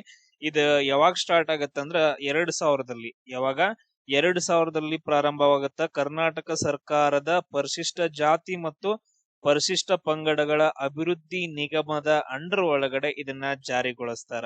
ಇದರದ ಮುಖ್ಯ ಉದ್ದೇಶ ಏನಂತಂದ್ ಹೇಳಿದ್ರೆ ಕರ್ನಾಟಕದಲ್ಲಿ ಇರುವಂತಹ ಪರಿಶಿಷ್ಟ ಜಾತಿ ಮತ್ತು ಪರಿಶಿಷ್ಟ ಪಂಗಡಗಳ ಬಡ ಕುಟುಂಬಗಳಿಗೆ, ಮೇನ್ ಇಂಪಾರ್ಟೆಂಟ್ ಏನಂದ್ರೆ ಬಡ ಕುಟುಂಬಗಳಿಗೆ ಸ್ವಂತ ಜಮೀನಿನೊಳಗಡೆ ಶಾಶ್ವತ ನಿವಾಸಗಳನ್ನ ಅಥವಾ ಶಾಶ್ವತ ಮನೆಗಳನ್ನ ನಿರ್ಮಿಸಿಕೊಡೋದು ಇವ್ರದ್ದು ಈ ಯೋಜನೆಯ ಮುಖ್ಯ ಉದ್ದೇಶ ಆಗೈತೆ. ಅಂದ್ರ ಮನಿ ಕಟ್ಟಿಸ್ಕೊಡೋದು. ಈಗ ಮನಿಗಳು ಜಾರಿ ಆಗಿದಾವ ಅಂತಂತ ಹೇಳ್ತೀವಲ್ಲ ಆ ತರ. ಇಲ್ಲಿ ಅರ್ಹತಾ ಮಾನದಂಡಗಳು ತುಂಬಾ ಇಂಪಾರ್ಟೆಂಟ್ ಆಗ್ತಾವ. ಇಲ್ಲಿ ಏನಂದ್ರ ಕರ್ನಾಟಕ ಪರಿಶಿಷ್ಟ ಜಾತಿ ಮತ್ತು ಪರಿಶಿಷ್ಟ ಪಂಗಡಕ್ಕೆ ಸೇರಿರ್ಬೇಕು. ಇದು ಮೇನ್ ಇಂಪಾರ್ಟೆಂಟ್. ಆಮೇಲೆ ನಿಮ್ದು ವಾರ್ಷಿಕ ಆದಾಯ ಏನಂತಂದ ಹೇಳಿದ್ರೆ 1.2 ಲಕ್ಷಕ್ಕಿಂತ ಕಮ್ಮಿ ಇರಬೇಕು. ನಿಮ್ದು ವಾರ್ಷಿಕ ಆದಾಯ ಎಷ್ಟು? 1.2 ಲಕ್ಷಕ್ಕಿಂತ ಕಡಿಮೆ ಇರಬೇಕು. ಇದಕ್ಕಿಂತ ಜಾಸ್ತಿ ಇದ್ರೆ ನೀವು ಎಲಿಜಿಬಲ್ ಇಲ್ಲ ಅಂತಂದ ಹೇಳಿ. ಆಮೇಲೆ ನಿಮ್ ಹೆಸರೊಳಗಡೆ ಮನಿ ಕಟ್ಕೊಳಕ ಸ್ವಂತ ನಿವೇಶನ ಇರಬೇಕು, ಸ್ವಂತ ಜಾಗ ಇರಬೇಕು, ಅಥವಾ ನಿಮ್ದು ಜಮೀನ್ ಇರಬೇಕು, ಸ್ವಲ್ಪ ಏನಾದ್ರು ಜಮೀನ್ ಇರಬೇಕು. ಅಂತವ್ರಿಗೆ ಏನಂತಂದ ಹೇಳಿದ್ರೆ ಈ ಅವಕಾಶ ಸಿಗತ್ತ. ಆಮೇಲೆ ಇತರ ಷರತ್ತುಗಳು ಏನಂದ್ರ ಆಲ್ರೆಡಿ ನೀವು ಯಾವ್ದಾದ್ರು ಸರ್ಕಾರಿ ವಸತಿ ಯೋಜನೆಯ ಲಾಭವನ್ನ ಪಡಿತಾ ಇದ್ರಿ ಅಂತಂದ್ರೆ ಸೆಂಟ್ರಲ್ ಗೌರ್ಮೆಂಟ್ ಇಂದನೋ ಅಥವಾ ಬೇರೆ ಸ್ಕೀಮ್ ಇಂದ, ಆವಾಗ ಈ ಯೋಜನೆ ನಿಮಗ ಎಲಿಜಿಬಲ್ ಆಗಿರಂಗಿಲ್ಲ. Point clear? ನೀವು ಎಲಿಜಿಬಲ್ ಆಗಿ ಅಪ್ಲೈ ಮಾಡಿದ ನಂತರ ನಿಮ್ಗ ಹೆಂಗ್ ಕೊಡ್ತಾರೆ? ಈಗ ಸಾಮಾನ್ಯ ಪ್ರದೇಶಗಳೆಲ್ಲಾದ್ರೂ ಇದ್ವು ಅಂತಂದ ಹೇಳಿದ್ರೆ ತುಂಬಾ ನೆನ್ಪಿಟ್ಕೊಡ್ರಿ. ಫಸ್ಟ್ ಏನಂತಂದ ಹೇಳಿದ್ರೆ ಆರ್ಥಿಕ ಸಹಾಯ ಹೆಂಗ್ ಮಾಡ್ತಾರ ಅಂತಂದ ಹೇಳಿದ್ರೆ, ಈಗ ಸಾಮಾನ್ಯ ಪ್ರದೇಶಗಳು ಇದ್ವು ಅಂತಂದ ಹೇಳಿದ್ರೆ ಅಂತ ಪ್ರದೇಶಗಳಲ್ಲಿ ನಿಮಗ ಮನೆ ಕಟ್ಸ್ಕೊಳಕ್ಕೆ ಎಷ್ಟು ಕೊಡ್ತಾರ ಅಂದ್ರ 1.5 ಲಕ್ಷ ರೂಪಾಯಿ ಕೊಡ್ತಾರೆ. ಎಷ್ಟು ಕೊಡ್ತಾರ? 1.5 ಲಕ್ಷ ರೂಪಾಯಿ ಕೊಡ್ತಾರೆ ಮನೆ ಕಟ್ಸ್ಕೊಳಕ್ಕೆ. ಅದೇ ಇವಾಗ ಗಿರಿ ಪ್ರದೇಶಗಳು ಅಂದ್ರೆ ಗುಡ್ಡಗಾಡು ಪ್ರದೇಶಗಳಿದ್ವು ಅಂತಂದ ಹೇಳಿದ್ರ ಗುಡ್ಡಗಾಡು ಅಥವಾ ಗಿರಿ ಪ್ರದೇಶಗಳಲ್ಲಿ ನಿಮಗ ಮನೆಯನ್ನ ಕಟ್ಸ್ಕೊಳಕ್ಕೆ ಎಷ್ಟು ಆರ್ಥಿಕ ನೆರವನ್ನ ನೀಡ್ತಾರ? 3 ಲಕ್ಷ ರೂಪಾಯಿಯನ್ನ ಆರ್ಥಿಕ ನೆರವನ್ನ ನೀಡ್ತಾರ. ಇದು ಎಲ್ಲಿಂದ ಬರುತ್ತ? ಕರ್ನಾಟಕ ಸರ್ಕಾರದಿಂದ. ಆಮೇಲೆ ಈ ಒಟ್ಟು ಅನುದಾನ ನಿರ್ಮಾಣದ ವಿವಿಧ ಪರಿಶೀಲನೆಗಳನ್ನ ಮಾಡ್ತಾರ. ಅಂದ್ರೆ ನೀವು ಮನಿ ಕಟ್ತಾ ಇದೀರಲ್ಲ ಅಂತಂದ ಹೇಳಿ ಹಂತ ಹಂತವಾಗಿ ಪರಿಶೀಲನೆ ಮಾಡಿ ಈ ದುಡ್ಡನ್ನ ಎಷ್ಟು ಕಂತುಗಳಲ್ಲಿ ರಿಲೀಸ್ ಮಾಡ್ತಾರ ಅಂತಂದ ಹೇಳಿದ್ರ 3 ಕಂತುಗಳಲ್ಲಿ ಈ ದುಡ್ಡನ್ನ ರಿಲೀಸ್ ಮಾಡ್ತಾರ. 1.5 ಲಕ್ಷ ಆಗಿರ್ಬೋದು ಅಥವಾ 3 ಲಕ್ಷ, 3 ಕಂತುಗಳಲ್ಲಿ ಇದನ್ನ ರಿಲೀಸ್ ಮಾಡ್ತಾರ. ಆಮೇಲೆ ಇದಕ್ ಬೇಕಾಗಿರೋದೇನು? ಆಧಾರ್ ಕಾರ್ಡು, ಜಾತಿ ಪ್ರಮಾಣ ಪತ್ರ, ಆದಾಯ ಪ್ರಮಾಣ ಪತ್ರ, ಭೂ ದಾಖಲೆಗಳು ಮತ್ತು ಬ್ಯಾಂಕ್ ಪಾಸ್ಬುಕ್. ಅದು ಎದಕ್ಕೆ ಲಿಂಕ್ ಆಗಿರ್ಬೇಕು? ಆಧಾರ್ ಕಾರ್ಡ್ ಲಿಂಕ್ ಆಗಿರ್ಬೇಕು. ಸೊ ಇಷ್ಟೇನಂತಂದ ಹೇಳಿದ್ರ ತುಂಬಾ ಇಂಪಾರ್ಟೆಂಟ್. ಆಮೇಲೆ ಈ ಯೋಜನೆ ಅಡಿ ಇಲ್ಲಿವರೆಗೂ 6 ಲಕ್ಷಕ್ಕೂ ಹೆಚ್ಚು ನಿವೇಶನಗಳನ್ನ ಜಾರಿಗೆ ಮಾಡಿದಾರ. ಯಾವ ವಸತಿಯಿಂದ? ಡಾಕ್ಟರ್ BR ಅಂಬೇಡ್ಕರ್ ವಸತಿ ಯೋಜನೆಯಿಂದ. Clear point? ನೆಕ್ಸ್ಟ್ ಯೋಜನೆ ನೋಡ್ರಿ, ಕ್ಷೀರಭಾಗ್ಯ ಯೋಜನೆ ಅಂತಂದ ಹೇಳ್ತೀವಿ. ಯಾವ ಯೋಜನೆ? ಕ್ಷೀರಭಾಗ್ಯ ಯೋಜನೆ ಅಂತಂದ ಹೇಳ್ತೀವಿ. ಇದನ್ನ ಯಾವಾಗ ಜಾರಿಗೆ ತಗೊಂಡ್ ಬರ್ತಾರ ಅಂದ್ರ 2013ರಲ್ಲಿ ಜಾರಿಗೆ ತಗೊಂಡ್ ಬರ್ತಾರ. ಇದ್ರ ಉದ್ದೇಶ ಏನಂದ್ರೆ ಶಾಲಾ ಮಕ್ಕಳಲ್ಲಿ ಅಪೌಷ್ಟಿಕತೆಯನ್ನ ನಿವಾರಿಸೋದು. ಶಾಲಾ ಮಕ್ಕಳೊಳಗಡೆ ಅಪೌಷ್ಟಿಕತೆಯನ್ನ ನಿವಾರಿಸೋದಾಗಿರ್ಬೋದು. ಆಮೇಲೆ ಸೊ ಇದರಿಂದ ಓಕೆ, ಸ್ಕೂಲ್ ಒಳಗಡೆ ಏನಂತಂದ್ರೆ ಹಾಲ್ ಕೊಡ್ತಿದಾರ, ಬಾಳೆಹಣ್ಣು ಕೊಡ್ತಿದಾರ, ಎಗ್ ಕೊಡ್ತಿದಾರ ಅಂತಂದೇಳಿ ಇವನ್ ನಾವು ಕೂಡ ಹೋಗಿದ್ದೇವೆ ಜಾಸ್ತಿ. ಏನಂದ್ರೆ ಡೈಲಿ ಹೋಗ್ತಿದ್ವು ಸಾಲಿ, ಯಾಕಂದ್ರೆ ಹಾಲ್ ಕೊಡ್ತಿದ್ರು, ಆಮೇಲೆ ಬಾಳೆಹಣ್ಣು ಕೊಡ್ತಿದ್ರು, ಎಗ್ ಕೊಡ್ತಿದ್ರು ಅಂತಂದ ಹೇಳಿ ಮಧ್ಯಾಹ್ನ. ಆಮೇಲೆ ಶಾಲೆಗೆ ಹಾಜರಾತಿಯನ್ನ ಜಾಸ್ತಿ ಮಾಡೋದು. ಶಾಲೆಗೆ ಏನಂತಂದ್ರೆ ವಿದ್ಯಾರ್ಥಿಗಳ ಹಾಜರಾತಿಯನ್ನ ಜಾಸ್ತಿ ಮಾಡುವ ಉದ್ದೇಶವನ್ನ ಇಟ್ಕೊಂಡು ಒಂದು ಯೋಜನೆಯನ್ನ ಜಾರಿಗೆ ತಗೊಂಡು ಬರ್ತಾರ. ಅದನ್ನ ನಾವು ಕ್ಷೀರಭಾಗ್ಯ ಯೋಜನೆ ಅಂತ ಕರಿತೀವಿ. ಇದು ಯಾರ ಅಂಡರ್ ಬರುತ್ತಂದ್ರ ಶಾಲಾ ಶಿಕ್ಷಣ ಇಲಾಖೆ. ಸೊ ಯಾವ ಇಲಾಖೆ ಅಂಡರ್ ಬರುತ್ತಾ? ಶಾಲಾ ಶಿಕ್ಷಣ ಇಲಾಖೆ ಅಂಡರ್ ಅಲ್ಲಿ ಬರುವಂತಹ ಇದೊಂದು ಯೋಜನೆ ತುಂಬಾ ಒಳ್ಳೆಯ ಯೋಜನೆ ಅಂತಂದ ಹೇಳ್ಬೋದು. ಈ ಅರ್ಹತೆ ಏನಂತಂದ ಹೇಳಿದ್ರೆ ಸಿಂಪಲ್ ಆಗಿ ಸರ್ಕಾರ ಅಥವಾ ಅನುದಾನಿತ ಶಾಲೆಗಳಲ್ಲಿ, ಸರ್ಕಾರ ಶಾಲೆಗಳಾಗಿರ್ಬೋದು ಅಥವಾ ಅನುದಾನಿತ ಶಾಲೆಗಳಾಗಿರ್ಬೋದು, ಯಾವುದು ಅನುದಾನಿತ ಅಂತಂದೇಳಿ, ಈ ಎಲ್ಲಾ ಶಾಲೆಗಳಲ್ಲಿ 1ರಿಂದ ಹಿಡ್ಕೊಂಡು 10ನೇ ತರಗತಿವರೆಗೂ, 1ರಿಂದ 10ನೇ ತರಗತಿಯ ವಿದ್ಯಾರ್ಥಿಗಳಿಗೆ ಏನ್ ಮಾಡ್ತಾರ ಅಂದ್ರ ಪ್ರತಿ ವಿದ್ಯಾರ್ಥಿಗೆ 150 ಮಿಲಿ ಲೀಟರ್, ಎಷ್ಟು 150 ಮಿಲಿ ಲೀಟರ್ ಹಾಲನ್ನ, ಶುದ್ಧ ಬಿಸಿ ಹಾಲನ್ನ ಉಚಿತವಾಗಿ ನೀಡ್ತಾರ. Point clear. ಅದಾದ ನಂತರ ಈ ಪ್ರಯೋಜನವನ್ನ ಆಲ್ಮೋಸ್ಟ್ 50 ಲಕ್ಷಕ್ಕೂ ಹೆಚ್ಚು ವಿದ್ಯಾರ್ಥಿಗಳು, ನಮ್ಮ ರಾಜ್ಯದಲ್ಲಿ 50 ಲಕ್ಷಕ್ಕೂ ಹೆಚ್ಚು ಅಧಿಕ ಮಕ್ಕಳಾಗಿರ್ಬೋದು, ವಿದ್ಯಾರ್ಥಿಗಳು ಇದನ್ನ ಪ್ರಯೋಜನ ಪಡಿತಿದಾರ ಅಂತಂದ ಹೇಳಿ ಇಲ್ಲಿವರೆಗೂ ಒಂದು ಕ್ಯಾಲ್ಕುಲೇಷನ್ ಐತೆ. ಸಿಂಪಲ್ ಆಗಿ ಇದನ್ನ ನೆನ್ಪಿಟ್ಕೊಳ್ಳಿ, ಕ್ಷೀರಭಾಗ್ಯ ಯೋಜನೆ ಅಂದ್ರೆ ಏನು ಅಂತಂದೇಳಿ. ನೆಕ್ಸ್ಟ್ ಬರುತ್ತೆ ಇನ್ನೊಂದು ವಿದ್ಯಾಸಿರಿ ವಿದ್ಯಾರ್ಥಿ ವೇತನ ಯೋಜನೆ ಅಂತಂದೇಳಿ. ವಿದ್ಯಾಸಿರಿ ವಿದ್ಯಾರ್ಥಿ ವೇತನ ಯೋಜನೆ ಅಂತಂದ ಹೇಳಿ ಯಾರಿಗಾದ್ರೂ ಗೊತ್ತಿಲ್ಲ ಅಂದ್ರೆ ಕೆಲವೊಂದು ಹುಡುಗರಿಗೆ ಹೇಳೋದು ಬರೀ ಎಷ್ಟೋ ಯೂಸ್ ಆಗುತ್ತೆ ಅವಕ್ಕ. ಇದು ಯಾವ್ದ್ರ ಅಂಡರ್ ಬರುತ್ತಂದ್ರ ಸಮಾಜ ಕಲ್ಯಾಣ ಇಲಾಖೆ ಅಂಡರ್ ಒಳಗಡೆ ಇದನ್ನ ಜಾರಿಗೆ ತಗೊಂಡ್ ಬರ್ತಾರ. ವಿದ್ಯಾಶ್ರೀ ಸ್ಕಾಲರ್ಶಿಪ್ ಅಂತಂದ ಹೇಳ್ತೀವಿ, ವಿದ್ಯಾಶ್ರೀ ಸ್ಕಾಲರ್ಶಿಪ್. ಇದು ಯಾವಕ್ಕಂತಂದ ಹೇಳಿದ್ರೆ ಪೋಸ್ಟ್ ಮೆಟ್ರಿಕ್ ಅಂತಂದ ಹೇಳ್ತೀವಿ. ಪೋಸ್ಟ್ ಮೆಟ್ರಿಕ್ ಶಿಷ್ಯ ವೇತನ ಬರುವಂತಹ ಒಂದು ಯೋಜನೆ. ಯಾವಾಗ ಸರ್? 11ನೇ ತರಗತಿಯಿಂದ ಉನ್ನತ ಶಿಕ್ಷಣದವರೆಗೆ ವ್ಯಾಸಂಗ ಮಾಡುತ್ತಿರುವ, ನೆನ್ಪಿಟ್ಕೊಳ್ರಿ, ಎಲ್ಲಿಂದ ಅಂತಂದ ಹೇಳಿದ್ರ 11ನೇ ತರಗತಿಯಿಂದ ಹಿಡ್ಕೊಂಡು ನೆಕ್ಸ್ಟ್ ನೀವು ಎಲ್ಲಿವರೆಗೂ ಡಿಗ್ರಿವರೆಗೂ ಕಲಿಬಹುದು. ಅಲ್ಲಿವರೆಗೂ ಏನ್ ಮಾಡ್ತಾರ ಅಂತಂದ ಹೇಳಿದ್ರ ವಿದ್ಯಾಸಿರಿಯಿಂದ ನಿಮಗ ಸ್ಕಾಲರ್ಶಿಪ್ ಅನ್ನ ಕೊಡ್ತಾರ. ಇಲ್ಲಿ ಏನ್ ಬರುತ್ತೆ, ಇಲ್ಲಿ ಯಾರ್ಯಾರು ಎಲಿಜಿಬಲ್ ಯಾರಾಗಿರ್ತಾರ? SC, ಅದಾದ ನಂತರ ST, ಆಮೇಲೆ ಪ್ರವರ್ಗ 1, ಆಮೇಲೆ OBC ವಿದ್ಯಾರ್ಥಿಗಳು, ಇವ್ರೆಲ್ರು ಏನಂದ್ರ ಇದು ಈ ಸ್ಕಾಲರ್ಶಿಪ್ಗೆ ಎಲಿಜಿಬಲ್ ಆಗಿರ್ತೀರಿ. ಕ್ಲಿಯರ್? ಅಂದ್ರೆ ಇಲ್ಲಿ ಕಾಲೇಜ್ ಒಳಗಡೆ ಏನ್ ಪೂರ್ಣ ಬೋಧನಾ ಶುಲ್ಕ ಅಂತಂದಿರುತ್ತಲ್ಲ, ಅಂದ್ರೆ ಫುಲ್ ಫೀಸ್ ಏನಿರುತ್ತಲ್ಲ ಎಲ್ಲಾನು ಏನಂತಂದ ಹೇಳಿದ್ರೆ ಸರ್ಕಾರ ಗೌರ್ಮೆಂಟ್ ಇಂದನ ಕೊಡ್ತಾರ. ಆಮೇಲೆ ನೆಕ್ಸ್ಟ್ ಹಾಸ್ಟೆಲ್, ನೆನ್ಪಿಟ್ಕೊಳ್ರಿ, ಇನ್ನೊಂದು ಹಾಸ್ಟೆಲ್ಗೂ ಕೂಡ ಯೂಸ್ ಆಗುತ್ತೆ ಇದು. ಹಾಸ್ಟೆಲ್ ನಲ್ಲಿ ವಾಸಿಸಿರುವ ವಿದ್ಯಾರ್ಥಿಗಳಿಗೆ ವಾರ್ಷಿಕವಾಗಿ ಎಷ್ಟು ಕೊಡ್ತಾರಂದ್ರ 14,000ರಿಂದ ಹಿಡ್ಕೊಂಡು 25,000 ರೂಪಾಯಿವರೆಗೂ ಕೊಡ್ತಾರ. 14,000ದಿಂದ ಹಿಡ್ಕೊಂಡು 25,000 ರೂಪಾಯಿವರೆಗೂ ನಿಮ್ಗೆ ಹಾಸ್ಟೆಲ್ ನಿರ್ವಹಣಾ ಭತ್ಯೆಯನ್ನ ಅಂದ್ರೆ ದುಡ್ಡನ್ನ ಕೊಡ್ತಾರ. ಸೊ ಇದು ಯಾವ್ದ್ರ ಅಂಡರ್ ಬರುತ್ತ? ವಿದ್ಯಾಶ್ರೀ ವಿದ್ಯಾರ್ಥಿ ವೇತನ ಯೋಜನೆ ಒಳಗಡೆ ಬರುತ್ತ. ಸೊ ಯಾರಾದ್ರೂ ಅಂದ್ರ ನಿಮ್ಗ 10th ಅಲ್ಲಿ ಮಾರ್ಕ್ಸ್ ಎಷ್ಟು ಬಿದ್ದಿದಾವಲ್ಲ ಅದ್ರ ಮೇಲೆ ಡಿಪೆಂಡ್ ಆಗುತ್ತೆ. ನೀವು ಅಪ್ಲಿಕೇಶನ್ ಹಾಕಿದ ನಂತರ ಆಲ್ಮೋಸ್ಟ್ ಎಲ್ರಿಗೂ ಸಿಗುತ್ತ. ಯಾವ್ದಾದ್ರು ಹುಡುಗರ್ಗೆ ಬಡ ವಿದ್ಯಾರ್ಥಿಗಳಿದ್ರು ಅಂತಂದ ಹೇಳಿದ್ರೆ ಅವ್ರಿಗೆ ಹೇಳ್ರಪ್ಪ, ಅಂದ್ರೆ ಅವ್ರಿಗೆ ಅಷ್ಟೊಂದು ಗೊತ್ತಿರಂಗಿಲ್ಲ. ನೆಕ್ಸ್ಟ್ ಯೋಜನೆ ನೋಡ್ರಿ, ಮುಖ್ಯಮಂತ್ರಿ ಸಂಧ್ಯಾ ಸುರಕ್ಷಾ ಯೋಜನೆ ಅಂತಂದೇಳಿ. ಮುಖ್ಯಮಂತ್ರಿ ಸಂಧ್ಯಾ ಸುರಕ್ಷಾ ಯೋಜನೆ ಅಂತಂದ ಹೇಳಿ ಬರುತ್ತೆ. ಇದನ್ನ ಕರ್ನಾಟಕ ಸರ್ಕಾರದ ಕಂದಾಯ ಇಲಾಖೆ ಅಂಡರ್ ಒಳಗಡೆ ಜಾರಿಗೆ ತಗೊಂಡ್ ಬರ್ತಾರ. ಕರ್ನಾಟಕ ಸರ್ಕಾರದ ಕಂದಾಯ ಇಲಾಖೆ ಅಂಡರ್ ಇದನ್ನ 2006ರಲ್ಲಿ ಜಾರಿ ಅಂದ್ರೆ ಪ್ರಾರಂಭ ಮಾಡಿದ್ರು ಕೂಡ ಯಾವಾಗ ಜಾರಿಗೆ ತಗೊಂಡ್ ಬರ್ತಾರೆ? 2007ರಿಂದ ಪರಿಣಾಮಕಾರಿಯಾಗಿ ಅನುಷ್ಠಾನಗೊಳಿಸ್ತಾರ. ನೆನ್ಪಿಟ್ಕೊಳ್ರಿ, 2007ರಿಂದ ಇದು ಅನುಷ್ಠಾನಗೊಳ್ಳುತ್ತ. ಅದಾದ ನಂತರ ಇದ್ರದ್ದು ಉದ್ದೇಶ ಏನಂತಂದ್ರೆ ಹಿರಿಯ ನಾಗರಿಕರಿಗೆ, ಯಾರಿಗೆ? ಹಿರಿಯ ನಾಗರಿಕರಿಗೆ, ತುಂಬಾ ಇಂಪಾರ್ಟೆಂಟ್, ಎಲ್ರಿಗೂ ಬರಂಗಿಲ್ಲ ಇದು. ಓನ್ಲಿ ಹಿರಿಯ ನಾಗರಿಕರಿಗೆ ಸಾಮಾಜಿಕ ಭದ್ರತೆ ಮತ್ತು ಮಾಸಿಕ ಆರ್ಥಿಕ ನೆರವನ್ನ ನೀಡೋದು, ಅಂದ್ರೆ ತಿಂಗಳ ಒಂದ್ ಸ್ವಲ್ಪ ದುಡ್ಡನ್ನ ಕೊಡೋದು ಅಂತಂದ ಹೇಳಿ ಇದ್ರದ್ದು ಉದ್ದೇಶ ಆಗಿರತ್ತ. ಇಲ್ಲಿ ಕೆಲವೊಂದು ಅರ್ಹತೆಗಳು ಬರ್ತಾವ. ಅಂದ್ರ ಅವ್ರಿಗೆ 60 ವರ್ಷ ಅಥವಾ ಅದಕ್ಕಿಂತ ಮೇಲ್ಪಟ್ಟಿನ ಹಿರಿಯರಾಗಿರ್ಬೇಕು. ಅಂದ್ರೆ ಅವ್ರದ್ದು ವಯಸ್ಸು ಎಷ್ಟಾಗಿರ್ಬೇಕು? 60ಕ್ಕಿಂತ ಜಾಸ್ತಿ ಆಗಿರ್ಬೇಕು. ಆಮೇಲೆ ಅವ್ರದ್ದು ಅಕೌಂಟ್ ಒಳಗಡೆ ಪಿಂಚಣಿ ಮೊತ್ತ, ಅಂದ್ರೆ ಅವ್ರ ಅಕೌಂಟ್ ಒಳಗಡೆ ಎಷ್ಟಾಗಿ ಅಂತಂದ್ ಹೇಳಿದ್ರೆ ಇನ್ನೊಂದು ಕೊಡ್ತಾರ, ಅವ್ರ ಅಕೌಂಟ್ ಒಳಗೆ 10,000 ರೂಪಾಯಿ ಮೀರಿರಬಾರ್ದು ಅಂತಂದೇಳಿ. ಇನ್ನೊಂದ್ ನೆನ್ಪಿಟ್ಕೊಡ್ರಿ, ಅರ್ಹತೆ ಇಲ್ಲಿ ಬರುತ್ತ, ಅವ್ರ ಅಕೌಂಟ್ ಒಳಗಡೆ 10,000 ಮೀರಿರಬಾರ್ದು. ಆಮೇಲೆ ಅವರು BPL ಕಾರ್ಡ್ ಅನ್ನ ಹೊಂದಿರಬೇಕು. ಅವ್ರ ಏನಂತಂದ ಹೇಳಿದ್ರೆ BPL ಕುಟುಂಬದವರಾಗಿರ್ಬೇಕು. BPL ಕಾರ್ಡ್ ಅನ್ನ ಹೊಂದಿರುವಂತಹ ಕುಟುಂಬದವರಾಗಿದ್ರೆ ಅವರಿಗೆ ಪ್ರತಿ ತಿಂಗಳು 1,000 ರೂಪಾಯಿ ಆರ್ಥಿಕ ನೆರವು ಬರುತ್ತೆ. ಇಲ್ಲಿಂದ ಕರ್ನಾಟಕ ಸರ್ಕಾರದಿಂದ ಇದೇನಂತಂದ್ರೆ ಮುಖ್ಯಮಂತ್ರಿ ಸಂಧ್ಯಾ ಸುರಕ್ಷಾ ಯೋಜನೆ ಅಂತಂದ ಹೇಳಿ. ಇದರಲ್ಲಿ ಯಾರು ಬೇಕಾದವರಾಗಿರ್ಬೋದು, ರೈತರ ಕುಟುಂಬದವರಾಗಿರ್ಬೋದು, ಕೃಷಿ ಕಾರ್ಮಿಕರು ಬರ್ಬೋದು, ನೇಕಾರರಾಗಿರ್ಬೋದು, ಮೀನುಗಾರರು, ಅಸಂಘಟಿತ ವಲಯದ ಎಲ್ಲಾ ಬಡವರು ಅಂದ್ರೆ BPL ಕಾರ್ಡ್ ಅನ್ನು ಹೊಂದಿರೋರು ಎಲ್ರು ಎಲಿಜಿಬಲ್ ಆಗಿರ್ತಾರ. ಬಟ್ ಆದ್ರೆ ಅವ್ರಿಗೆ ವಯಸ್ಸು 60,000 ಮೇಲಾಗಿರ್ ಅಂದ್ರೆ 60 ವರ್ಷ ಆಗಿರ್ಬೇಕು. ಆಮೇಲೆ ಅವ್ರ ಬ್ಯಾಂಕ್ ಅಕೌಂಟ್ ಒಳಗಡೆ 10,000 ರೂಪಾಯಿಗಿಂತ ಜಾಸ್ತಿ ರೊಕ್ಕ ಇರಬಾರದು. ಅಂತ ಹಿರಿಯರಿಗೆ ಮಾತ್ರ ಏನಂದ್ರ ಇದು ಎಲಿಜಿಬಲ್ ಆಗತ್ತ. ನೆಕ್ಸ್ಟ್ ಯೋಜನೆ ನೋಡ್ರಿ, ಆಶ್ರಯ ಯೋಜನಾ ಕರ್ನಾಟಕ ಅಂತಂದ್ ಹೇಳ್ತೀವಿ, ಅಥವಾ ರಾಜೀವ್ ಗಾಂಧಿ ಹೌಸಿಂಗ್ ಅಂತಂದ್ ಹೇಳ್ತೀವಿ. ಇದು ಕರ್ನಾಟಕ ಸರ್ಕಾರದಿಂದ 1996ರಲ್ಲಿ ಜಾರಿಗೆ ಬಂದಂತಹ ಒಂದು ಯೋಜನೆ. ಯಾವಾಗ ನಾನ್ ಹುಟ್ಟಿದಾಗ, ನಂದು 1990, ಎಸ್ ಆ ಟೈಮ್ ಒಳಗಡೆ 1996ರಲ್ಲಿ ರಾಜೀವ್ ಗಾಂಧಿ ಹೌಸಿಂಗ್ ಅಂತಂದ್ ಹೇಳಿ ಅಥವಾ ಆಶ್ರಯ ಯೋಜನಾ ಕರ್ನಾಟಕ ಅಂತಂದ್ ಹೇಳಿ ಬಂದಿರುತ್ತೆ. ಇದು ಕರ್ನಾಟಕ ಸರ್ಕಾರದ ವಸತಿ ಇಲಾಖೆ ಅಂಡರ್ ಅಲ್ಲಿ ಬರುವಂತಹ ಒಂದು ಸಂಸ್ಥೆ, ರಾಜೀವ್ ಗಾಂಧಿ ಗ್ರಾಮೀಣ್ ವಸತಿ ನಿಗಮ್ ಅಂತಂದ ಹೇಳಿ. ಇವ್ರು ಏನ್ ಮಾಡ್ತಾರ ಅಂತಂದ್ರೆ ಈ ಯೋಜನೆಯ ನಿರ್ವಹಣೆಯನ್ನ ಮಾಡ್ತಾರ. ಸೊ ಯಾರು? ರಾಜೀವ್ ಗಾಂಧಿ ಗ್ರಾಮೀಣ ವಸತಿ ನಿಗಮ ಅಂಡರ್ ಒಳಗಡೆ. ಈ ಯೋಜನೆ ಇನ್ನೊಂದು ಯಾವ್ದ್ರೊಳಗಡೆ ಸಂಯೋಜನೆ ಪಟ್ಟಿದಾರ ಅಂತಂದ ಹೇಳಿದ್ರೆ, ಇವಾಗ PMAY ಜೊತೆಗೆ ಅದನ್ನ ಏನ್ ಮಾಡಿದಾರ ಅಂದ್ರೆ ಅಟ್ಯಾಚ್ ಮಾಡಿಬಿಟ್ಟಿದಾರ. ಹಿಂಗಂದ್ರ ಪ್ರಧಾನ ಮಂತ್ರಿ ಆವಾಸ್ ಯೋಜನೆ ಅಂತಂದ ಹೇಳ್ತೀವಿ. ಪ್ರಧಾನ ಮಂತ್ರಿ ಆವಾಸ್ ಯೋಜನೆ ಅಂಡರ್ ಒಳಗಡೆ ಏನಂತಂದ್ರೆ ಇದನ್ನ ಅಟ್ಯಾಚ್ ಮಾಡಿಬಿಟ್ಟಿದಾರ. ನೆನ್ಪಿಟ್ಕೊಳ್ರಿ, ಪ್ರಧಾನ ಮಂತ್ರಿ ಆವಾಸ್ ಯೋಜನೆ. ನೆಕ್ಸ್ಟ್ ವಿಡಿಯೋದಲ್ಲಿ ನಾವು ಅದನ್ನ ನೋಡೋಣ, ಸೆಂಟ್ರಲ್ ಗವರ್ಮೆಂಟ್ ಸ್ಕೀಮ್ಸ್ ಗಳ ಬಗ್ಗೆ.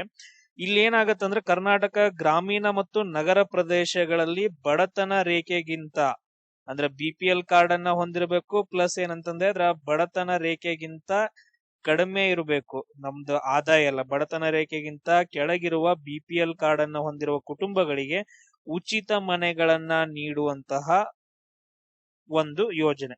ಸೊ ಉಚಿತ ಮನೆಗಳನ್ನ, ಈ ಮನೆಗಳು ಹೆಂಗಿರ್ತಾವ ಅಂತಂದ ಹೇಳಿದ್ರೆ 325 ಚದರ ಅಡಿ ಒಳಗಡೆ 2 ಕೋಣೆಗಳನ್ನ ಒಳಗೊಂಡಂತಹ ಮನೆ ಇರುತ್ತ. ಅದಾದ ನಂತರ ಅದ್ರ ಜೊತೆಗೆ ಒಂದು ಶೌಚಾಲಯ ಇರುತ್ತೆ. ಅದ್ರ ಜೊತೆಗೆ ಏನಂತಂದ್ರೆ ಅದ್ರ ಜೊತೆ ಶೌಚಾಲಯ ಇರುತ್ತ. ಆಮೇಲೆ ವಿದ್ಯುತ್ ಸಂಪರ್ಕ ಇರುತ್ತೆ. ಅದ್ರ ಜೊತೆಗೆ ಏನಿರುತ್ತೆ? ವಿದ್ಯುತ್ ಸಂಪರ್ಕ. ಸೊ ಇದನ್ನೆಲ್ಲಾ ಏನಂದ್ರೆ ಒಂದು ಸೌಲಭ್ಯವನ್ನ ಒದಗಿಸುವಂತ ಯೋಜನೆ ಆಶ್ರಯ ಯೋಜನೆ ಕರ್ನಾಟಕ ಅಂತಂದ್ ಹೇಳ್ತೀವಿ. Point clear? ಅದಾದ ನಂತರ ಇಲ್ಲಿ ಕುಟುಂಬದ ವಾರ್ಷಿಕ ಆದಾಯ ಏನಂತಂದ್ರೆ 3 ಲಕ್ಷದ ಒಳಗಡೆ ಇರಬೇಕು. ಕುಟುಂಬದ ಆರ್ಥಿಕ ಆದಾಯ ಎಷ್ಟಿರ್ಬೇಕಂತಂದ್ರೆ 3 ಲಕ್ಷದ ಒಳಗಡೆ ಇರಬೇಕು. ಆಮೇಲೆ ಅದು SC ಆಗಿರ್ಬೋದು, ST ಆಗಿರ್ಬೋದು, ಅಥವಾ ಏಕಾಂಗಿ ಮಹಿಳೆಯರಾಗಿರ್ಬೋದು, ಅಥವಾ ವಿಧವೆಯರಾಗಿರ್ಬೋದು, ಅಂಗವಿಕಲರಾಗಿರ್ಬೋದು, ಅಥವಾ ನಿರ್ಗತಿಕ ಯಾರಾದ್ರೂ ಆಗಿರ್ಬೋದು. ಅವ್ರಿಗೆಲ್ಲ ಏನಂತಂದ್ ಹೇಳಿದ್ರೆ ಇಲ್ಲಿ ಮನೆಗಳನ್ನ ಫ್ರೀ ಆಗಿ ನೀಡುವಂತಹ ಒಂದು ಯೋಜನೆ ಆಶ್ರಯ ಯೋಜನಾ ಕರ್ನಾಟಕ ಅಂತಂದ್ ಹೇಳ್ತೀವಿ. ಎಸ್, ನೆಕ್ಸ್ಟ್ ಯೋಜನೆ ನೋಡ್ರಿ, ಕರ್ನಾಟಕ ರೈತ ಸಿರಿ ಯೋಜನೆ ಅಂತಂದ್ ಹೇಳ್ತೀವಿ. ಕರ್ನಾಟಕ ಸರ್ಕಾರದ ಒಂದು ಮಹತ್ವಾಕಾಂಕ್ಷೆಯ ಕೃಷಿ ಕಲ್ಯಾಣ ಯೋಜನೆ ಅಂತಂದ್ ಹೇಳ್ತೀವಿ. ಇದನ್ನ ಯಾವಾಗ ಸ್ಟಾರ್ಟ್ ಮಾಡ್ತಾರ ಅಂತಂದ ಹೇಳಿದ್ರೆ 2019ರ ರಾಜ್ಯ ಬಜೆಟ್ ಒಳಗಡೆ ಸ್ಟಾರ್ಟ್ ಮಾಡ್ತಾರೆ. ಯಾವಾಗ? 2019ರಲ್ಲಿ ಇದನ್ನ ಸ್ಟಾರ್ಟ್ ಮಾಡ್ತಾರ. ಉದ್ದೇಶ ಏನಂತಂದ ಹೇಳಿದ್ರೆ ರಾಜ್ಯದ ರೈತರಿಗೆ ಆರ್ಥಿಕ ಭದ್ರತೆಯನ್ನ ನೀಡುದು. ಯಾರಿಗೆ? ರಾಜ್ಯದ ರೈತರಿಗೆ ಆರ್ಥಿಕ ಭದ್ರತೆಯನ್ನ ನೀಡುವಂತಹ ಒಂದು ಯೋಜನೆ ಕರ್ನಾಟಕ ರೈತ ಸಿರಿ ಯೋಜನೆ ಅಂತಂತ ಹೇಳ್ತೀವಿ. ಇದರ ಸ್ವರೂಪ ನೋಡ್ರಿ ಏನಾಗತ್ತೆ, ಕೇಂದ್ರ ಸರ್ಕಾರದಲ್ಲಿ ಆಲ್ರೆಡಿ ಒಂದು ಪ್ರೋಗ್ರಾಮ್ ಐತೆ PM ಕಿಸಾನ್ ಯೋಜನೆ ಅಂತಂದೇಳಿ. ಸೊ ಅದ್ರ ಜೊತೆಗೆ ಏನಂತಂದ ಹೇಳಿದ್ರೆ ರಾಜ್ಯ ಸರ್ಕಾರದವರು ಎಕ್ಸ್ಟ್ರಾ ಅಮೌಂಟ್ ಅನ್ನ ಕೊಡುವಂತ ಒಂದು ಯೋಜನೆ. ಇಲ್ಲಿ ನೆನ್ಪಿಟ್ಕೊಡ್ರಿ, PM ಕಿಸಾನ್ ಯೋಜನೆ ಅಂತಂದೇಳಿ. ಯಾವುದು? PM ಕಿಸಾನ್ ಯೋಜನೆ ಅಂತಂದ ಹೇಳಿ ಬರುತ್ತೆ. ಈ ಯೋಜನೆ ಅಂಡರ್ ಒಳಗಡೆ ಇದು ಯಾವಾಗ ಸ್ಟಾರ್ಟ್ ಆಗತ್ತಾ? ಆಲ್ಮೋಸ್ಟ್ 2019 ಫೆಬ್ರವರಿಯಲ್ಲಿ ಸ್ಟಾರ್ಟ್ ಆಗತ್ತಾ. 2019 ಫೆಬ್ರವರಿ ಒಳಗಡೆ ಅಧಿಕೃತವಾಗಿ ಲಾಂಚ್ ಆಗತ್ತ. ಅದಾದ ನಂತರ ನೆಕ್ಸ್ಟ್ ಅರ್ಹ ರೈತರಿಗೆ ಏನ್ ಮಾಡ್ತಾರ ಅಂತಂದ ಹೇಳಿದ್ರೆ PM ಕಿಸಾನ್ ಯೋಜನೆ ಅಡಿಯಲ್ಲಿ 6,000 ರೂಪಾಯಿ ಕೊಡ್ತಾರ. ಪ್ರತಿಯೊಬ್ಬ ರೈತರಿಗೆ 6,000 ರೂಪಾಯಿ ಕೊಡ್ತಾರ.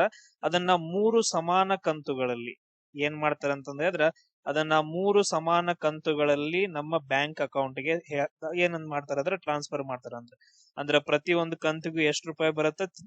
2,000 ರೂಪಾಯಿ ಬರುತ್ತೆ. ಇದು ಎಲ್ಲಿಗೆ ಅಂತಂದ ಹೇಳಿದ್ರ ಕೇಂದ್ರ ಸರ್ಕಾರದಿಂದ ಬರುತ್ತೆ. ಇದಕ್ಕ ರಾಜ್ಯ ಸರ್ಕಾರದವರು ಒಂದು ಎಕ್ಸ್ಟ್ರಾ ಆಡ್ ಮಾಡ್ತಾರೆ. ಅದನ್ನ ಕರ್ನಾಟಕ ರೈತ ಸಿರಿ ಯೋಜನೆ ಅಂತಂದ ಹೇಳಿ ಕೇಂದ್ರ ಸರ್ಕಾರದಿಂದ 6,000 ರೂಪಾಯಿ ತಗೊಂತಾರ. ಆಮೇಲೆ ನೆಕ್ಸ್ಟ್ ಇವ್ರು ಏನ್ ಮಾಡ್ತಾರೆ ಅಂದ್ರೆ 2,000 ರೂಪಾಯಿ ಎಕ್ಸ್ಟ್ರಾ ಕೊಡ್ತಾರೆ. ಟೋಟಲ್ ಸೇರಿಸ್ಬಿಟ್ಟು ಕರ್ನಾಟಕದ ರೈತರಿಗೆ 8,000 ರೂಪಾಯಿಯನ್ನ ಕೊಡುವಂತಹ ಒಂದು ಯೋಜನೆ ಕರ್ನಾಟಕ ರೈತ ಸಿರಿ ಯೋಜನೆ ಅಂತಂದ್ ಹೇಳ್ತೀವಿ. ಇದರಲ್ಲಿ 6,000 ರೂಪಾಯಿ ಇಲ್ಲಿಂದ ಬರಂತ ಸೆಂಟ್ರಲ್ ಗೌರ್ಮೆಂಟ್ ದಿಂದ ಬರುತ್ತ, ಇನ್ 2,000 ರೂಪಾಯಿ ಇಲ್ಲಿಂದ ಅಂದ್ರ ಸ್ಟೇಟ್ ಗೌರ್ಮೆಂಟ್ ದಿಂದ. ಈ ಪಾಯಿಂಟ್ ಅನ್ನ ಪ್ರಾಪರ್ ಆಗಿ ನೆನ್ಪಿಟ್ಕೊಡ್ರಿ. ಇದು ಕೃಷಿ ಇಲಾಖೆಯ ಅಂಡರ್ ಒಳಗಡೆ ಬರುವಂತಹ ಒಂದು ಯೋಜನೆ. ಯಾವ ಇಲಾಖೆ? ಕೃಷಿ ಇಲಾಖೆ. ನಿಮಗೆ ಸೆಂಟೆನ್ಸ್ ಗಳನ್ನ ಕೊಟ್ಬಿಟ್ಟು ಯಾವ್ದು ಕರೆಕ್ಟ್ ಆಗೈತೆ ಅಂತ ಕೇಳ್ಬೋದು. ಇದು ರಾಜ್ಯದ ಸಣ್ಣ ಮತ್ತು ಅತಿ ಸಣ್ಣ ರೈತರಿಗೆ ಇದು ವಿಶೇಷವಾಗಿ ಆದ್ಯತೆಯನ್ನ ನೀಡುವಂತ ಯೋಜನೆ. ಇಲ್ಲಿವರೆಗೂ ಕರ್ನಾಟಕದಲ್ಲಿರುವಂತಹ ಸುಮಾರು 52 ಲಕ್ಷಕ್ಕೂ ಅಧಿಕ ರೈತರು ಏನ್ ಮಾಡಿದಾರೆ ಅಂತಂದ್ರೆ ಇದರ ಪ್ರಯೋಜನೆಯನ್ನ ಪಡ್ಕೊಂಡಿದಾರ. ಕ್ಲಿಯರ್? ಸೊ ಇಷ್ಟೇ ನೆನ್ಪಿಟ್ಕೊಡ್ರಿ ಈ ಯೋಜನೆ ಬಗ್ಗೆ. ನೆಕ್ಸ್ಟ್ ನೋಡ್ರಿ, ಕರ್ನಾಟಕ ಮುಖ್ಯಮಂತ್ರಿ ವಯೋಶ್ರೀ ಯೋಜನೆ ಅಂತಂದ್ ಹೇಳ್ತೀವಿ. ಕರ್ನಾಟಕ ಮುಖ್ಯಮಂತ್ರಿ ವಯೋಶ್ರೀ ಯೋಜನೆ ಅಂತಂದ್ ಹೇಳ್ತೀವಿ. ಇದು ಕರ್ನಾಟಕ ಸರ್ಕಾರದ ಸಮಾಜ ಕಲ್ಯಾಣ ಇಲಾಖೆ ಅಂಡರ್ ಬರುತ್ತೆ. ಯಾವ್ದ್ರ ಅಂಡರ್ ಬರುತ್ತೆ ಅಂತಂದ್ರೆ ಸಮಾಜ ಕಲ್ಯಾಣ ಇಲಾಖೆ. ಬರೆದು ಬಿಡ್ತಾನೆ ಇರೋದು, ಸಮಾಜ ಕಲ್ಯಾಣ ಇಲಾಖೆ ಅಂಡರ್ ಅಲ್ಲಿ ಬರುವಂತ ಒಂದು ಯೋಜನೆ. ಸೊ ಕರ್ನಾಟಕ ಮುಖ್ಯಮಂತ್ರಿ ವಯೋಶ್ರೀ ಯೋಜನೆ ಅಂತಂದ್ ಹೇಳ್ತೀವಿ. ಇಲ್ಲಿ ಯಾರಿಗೆ ಯೂಸ್ ಆಗತ್ತಂತಂದ ಹೇಳಿದ್ರ BPL ಕಾರ್ಡ್ ಅನ್ನ ಹೊಂದಿರುವಂತಹ ವಯೋಸಹಜ ದೌರ್ಬಲ್ಯ ಅಥವಾ ಅಂಗವೈಕಲ್ಯದಿಂದ ಬಳಲುತ್ತಿರುವ ಬಡ ವೃದ್ಧರಿಗೆ ವೈದ್ಯಕೀಯ ಉಪಕರಣಗಳನ್ನ ಒದಗಿಸುವಂತಹ ಒಂದು ಯೋಜನೆ ವಯೋಶ್ರೀ ಯೋಜನೆ ಅಂತಂದ್ ಹೇಳ್ತೀವಿ. ಸೊ ಇದನ್ನ ಯಾವಾಗ ಸ್ಟಾರ್ಟ್ ಮಾಡ್ತಾರ ಅಂತಂದ್ ಹೇಳಿದ್ರ 2018ರಲ್ಲಿ ಸ್ಟಾರ್ಟ್ ಮಾಡ್ತಾರ. ಯಾವಾಗ ಸ್ಟಾರ್ಟ್ ಮಾಡ್ತಾರೆ? 2018ರಲ್ಲಿ ಸ್ಟಾರ್ಟ್ ಮಾಡ್ತಾರ. ನೆನ್ಪಿಟ್ಕೊಳ್ರಿ, ಯಾರಿಗ ಅರ್ಹತೆ ಇರುತ್ತೆ ಅಂತಂದ್ ಹೇಳಿದ್ರ 60 ವರ್ಷ ಅಥವಾ 60 ವರ್ಷಕ್ಕಿಂತ ಮೇಲ್ಪಟ್ಟ ವೃದ್ಧರಿಗೆ ಮಾತ್ರ ಇದು ಅವಕಾಶ ಇರುತ್ತೆ ಈ ಯೋಜನೆಯಿಂದ ಒಂದು ಫಲವನ್ನ ಪಡೆಯೋದು.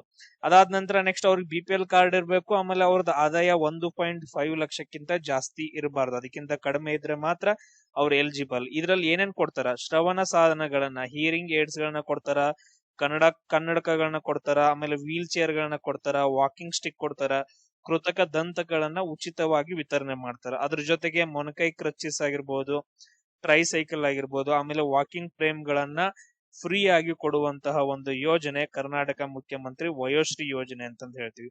ಬಟ್ ಆದ್ರೆ ಮೇನ್ ಒಂದು ಇಂಪಾರ್ಟೆಂಟ್ ಪಾಯಿಂಟ್ ಏನ್ ಬರುತ್ತಂದ್ರೆ ಇಲ್ಲಿ 2018ರಾಗ ಇಲ್ಲಾಗಿರುತ್ತೆ. ಬಟ್ ಆದ್ರೆ 2017ರಲ್ಲಿ ಸೆಂಟ್ರಲ್ ಗೌರ್ಮೆಂಟ್ ಅಲ್ಲಿ ಒಂದು ಯೋಜನೆ ಬರುತ್ತೆ. ಆ ಯೋಜನೆ ಹೆಸರು ಏನಂತಂದ್ರೆ ರಾಷ್ಟ್ರೀಯ ವಯೋಶ್ರೀ ಯೋಜನೆ ಅಂತಂದೇಳಿ.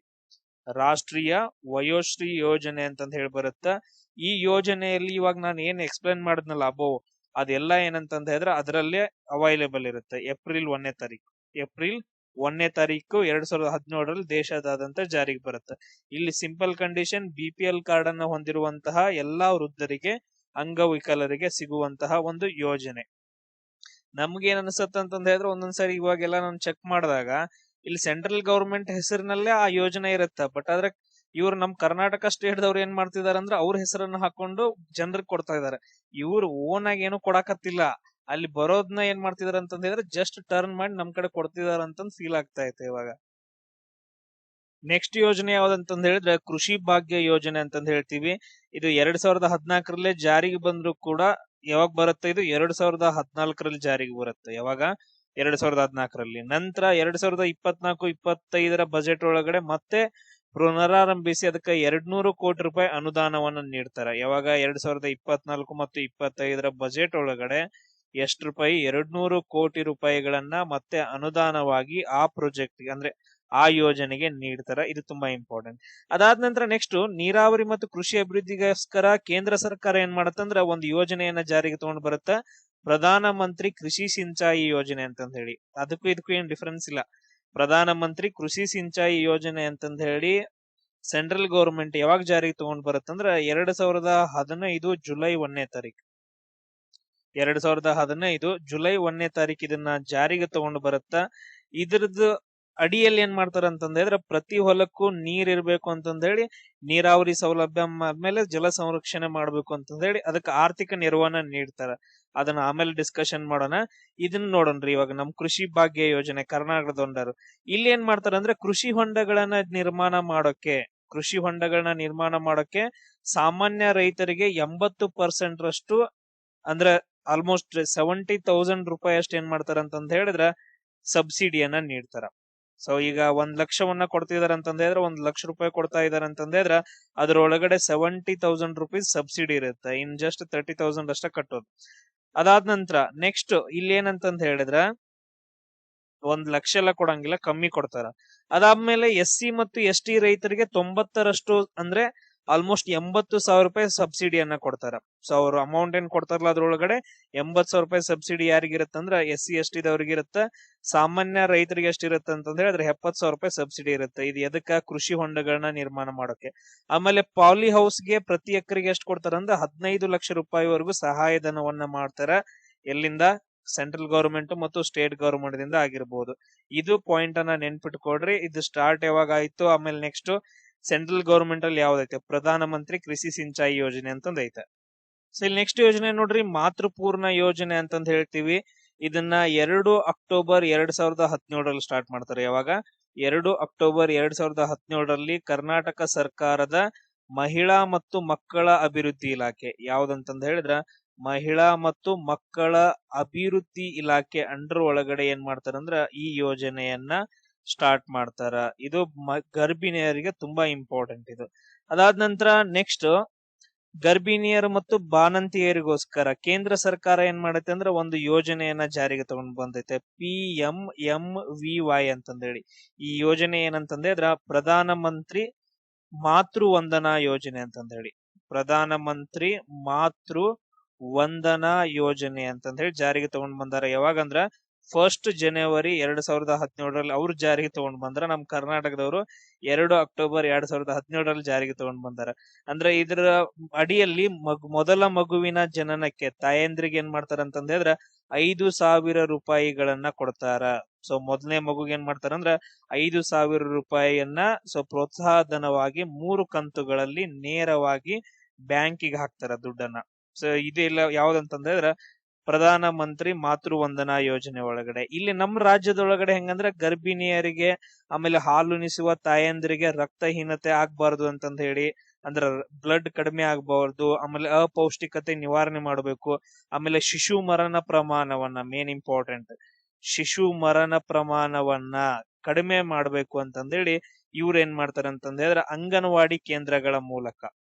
ನೆನ್ಪಿಟ್ಕೊಡ್ರಿ, ಎಲ್ಲಿಂದ? ಅಂಗನವಾಡಿ ಕಾರ್ಯಕರ್ತೆಯರೆಲ್ಲ ಮನೆಗೆ ಬರ್ತಾರಲ್ಲ, ಈ ಅಂಗನವಾಡಿ ಕೇಂದ್ರಗಳ ಮೂಲಕ ಪ್ರತಿದಿನ ಪೌಷ್ಟಿಕ ಬಿಸಿ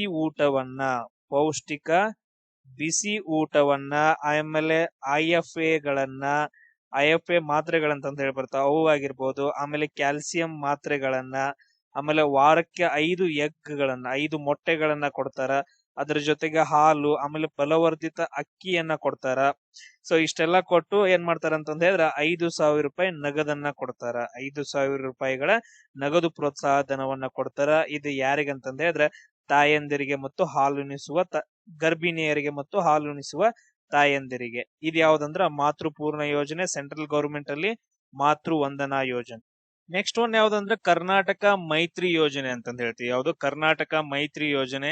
ಇದನ್ನ ಯಾವಾಗ ಸ್ಟಾರ್ಟ್ ಮಾಡ್ತಾರ ಅಂದ್ರ 2019 ಸ್ಟಾರ್ಟ್ ಮಾಡ್ತಾರ. ಕರ್ನಾಟಕ ಸರ್ಕಾರದ ಮಹಿಳಾ ಮತ್ತು ಮಕ್ಕಳ ಕಲ್ಯಾಣ, ಸೊ ಮಹಿಳಾ ಮತ್ತು ಮಕ್ಕಳ ಅಭಿವೃದ್ಧಿ ಇಲಾಖೆ ಅಂಡರ್ ಒಳಗಡೆ ಬರುವಂತಹ ಈ ಯೋಜನೆ ಯಾವ್ದಂತಂದ್ ಹೇಳ್ತೀವಿ? ಕರ್ನಾಟಕ ಮೈತ್ರಿ ಯೋಜನೆ ಅಂತಂದ್ ಹೇಳ್ತೀವಿ.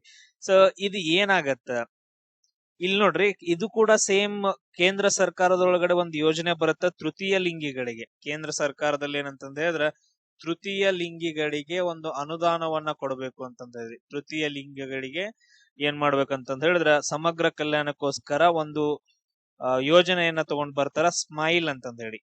ಆ ಯೋಜನೆ ಹೆಸರು ಏನಂತಂದ ಹೇಳಿದ್ರೆ ಸ್ಮೈಲ್ ಅಂತಂದ ಹೇಳ್ತಾರ. ಇದನ್ನ 12 ಫೆಬ್ರವರಿ 2002ರಲ್ಲಿ ಜಾರಿಗೆ ತಗೊಂಡ್ ಬರ್ತಾರೆ. ಸೊ 12 ಫೆಬ್ರವರಿ 2022ರಲ್ಲಿ ಜಾರಿಗೆ ತಗೊಂಡು ಬರ್ತಾರ. ಎಲ್ಲಿ? ಸೆಂಟ್ರಲ್ ಗವರ್ಮೆಂಟ್ ಒಳಗಡೆ. ಸೊ ಅದಕ್ಕಿಂತ ಮುಂಚೆ ಅಂತಂದ ಹೇಳಿದ್ರೆ ಕರ್ನಾಟಕ ಮೈತ್ರಿ ಯೋಜನೆ ಅಂತಂದ ಹೇಳಿ 2019ರಲ್ಲಿ ನಮ್ ಕರ್ನಾಟಕದೊಳಗಡೆ ಜಾರಿಗೆ ತಗೊಂಡ್ ಬರ್ತಾರ. ರಾಜ್ಯದ ನೋಂದಾಯಿತ ತೃತೀಯ ಲಿಂಗಿ ವ್ಯಕ್ತಿಗಳಿಗೆ ಆರ್ಥಿಕ ಭದ್ರತೆಯನ್ನ ನೀಡೋದು. ಸೊ ಇವ್ರಿಗೇನಂತಂದ ಹೇಳಿದ್ರ ಆರ್ಥಿಕ ಭದ್ರತೆಯನ್ನ ನೀಡೋದಂತಂದ ಹೇಳಿ, ಅಂದ್ರೆ ಅರ್ಹ ತೃತೀಯ ಲಿಂಗಿಯ ವ್ಯಕ್ತಿಗಳಿಗೆ ಪ್ರತಿ ತಿಂಗಳ 1,000 ರೂಪಾಯಿ, ಪ್ರತಿ ತಿಂಗಳ ಏನಂತಂದ ಹೇಳಿದ್ರೆ 1,000 ರೂಪಾಯಿಯನ್ನ ನೇರವಾಗಿ ಅವರ ಅಕೌಂಟಕ್ಕೆ ವರ್ಗಾವಣೆ ಮಾಡೋದು ಅಂತಂದೇಳಿ.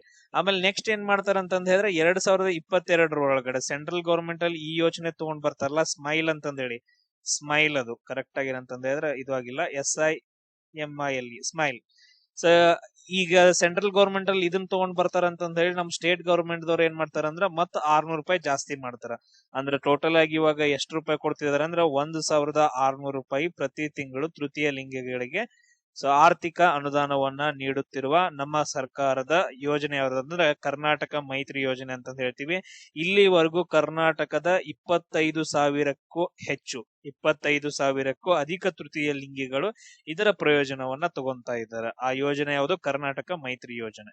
ನೆಕ್ಸ್ಟ್ ಯೋಜನೆ ನೋಡ್ರಿ, ಕರ್ನಾಟಕ ರೈತ ಸುರಕ್ಷಾ ಯೋಜನೆ ಅಂತಂದ್ ಹೇಳ್ತೀವಿ. ಇದನ್ನ 2017ರಲ್ಲಿ ನಮ್ ಕರ್ನಾಟಕ ಸರ್ಕಾರ ಜಾರಿಗೆ ತಗೊಂಡು ಬರುತ್ತ.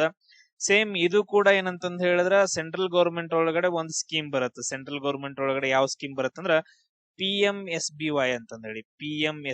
PMSBY ಅಂತಂದ್ರೆ ಪ್ರಧಾನ ಮಂತ್ರಿ ಸುರಕ್ಷಾ ಬಿಮಾ ಯೋಜನೆ ಅಂತಂದೇಳಿ. ಸುರಕ್ಷಾ ಬಿಮಾ ಯೋಜನೆ ಎಲ್ಲಪ್ಪ ಅಂತಂದ್ರೆ ಇದು ಸೆಂಟ್ರಲ್ ಗೌರ್ಮೆಂಟ್ ಒಳಗಡೆ ಇದನ್ನ ಯಾವಾಗ ಜಾರಿಗೆ ತಗೊಂಡು ಬರ್ತಾರ?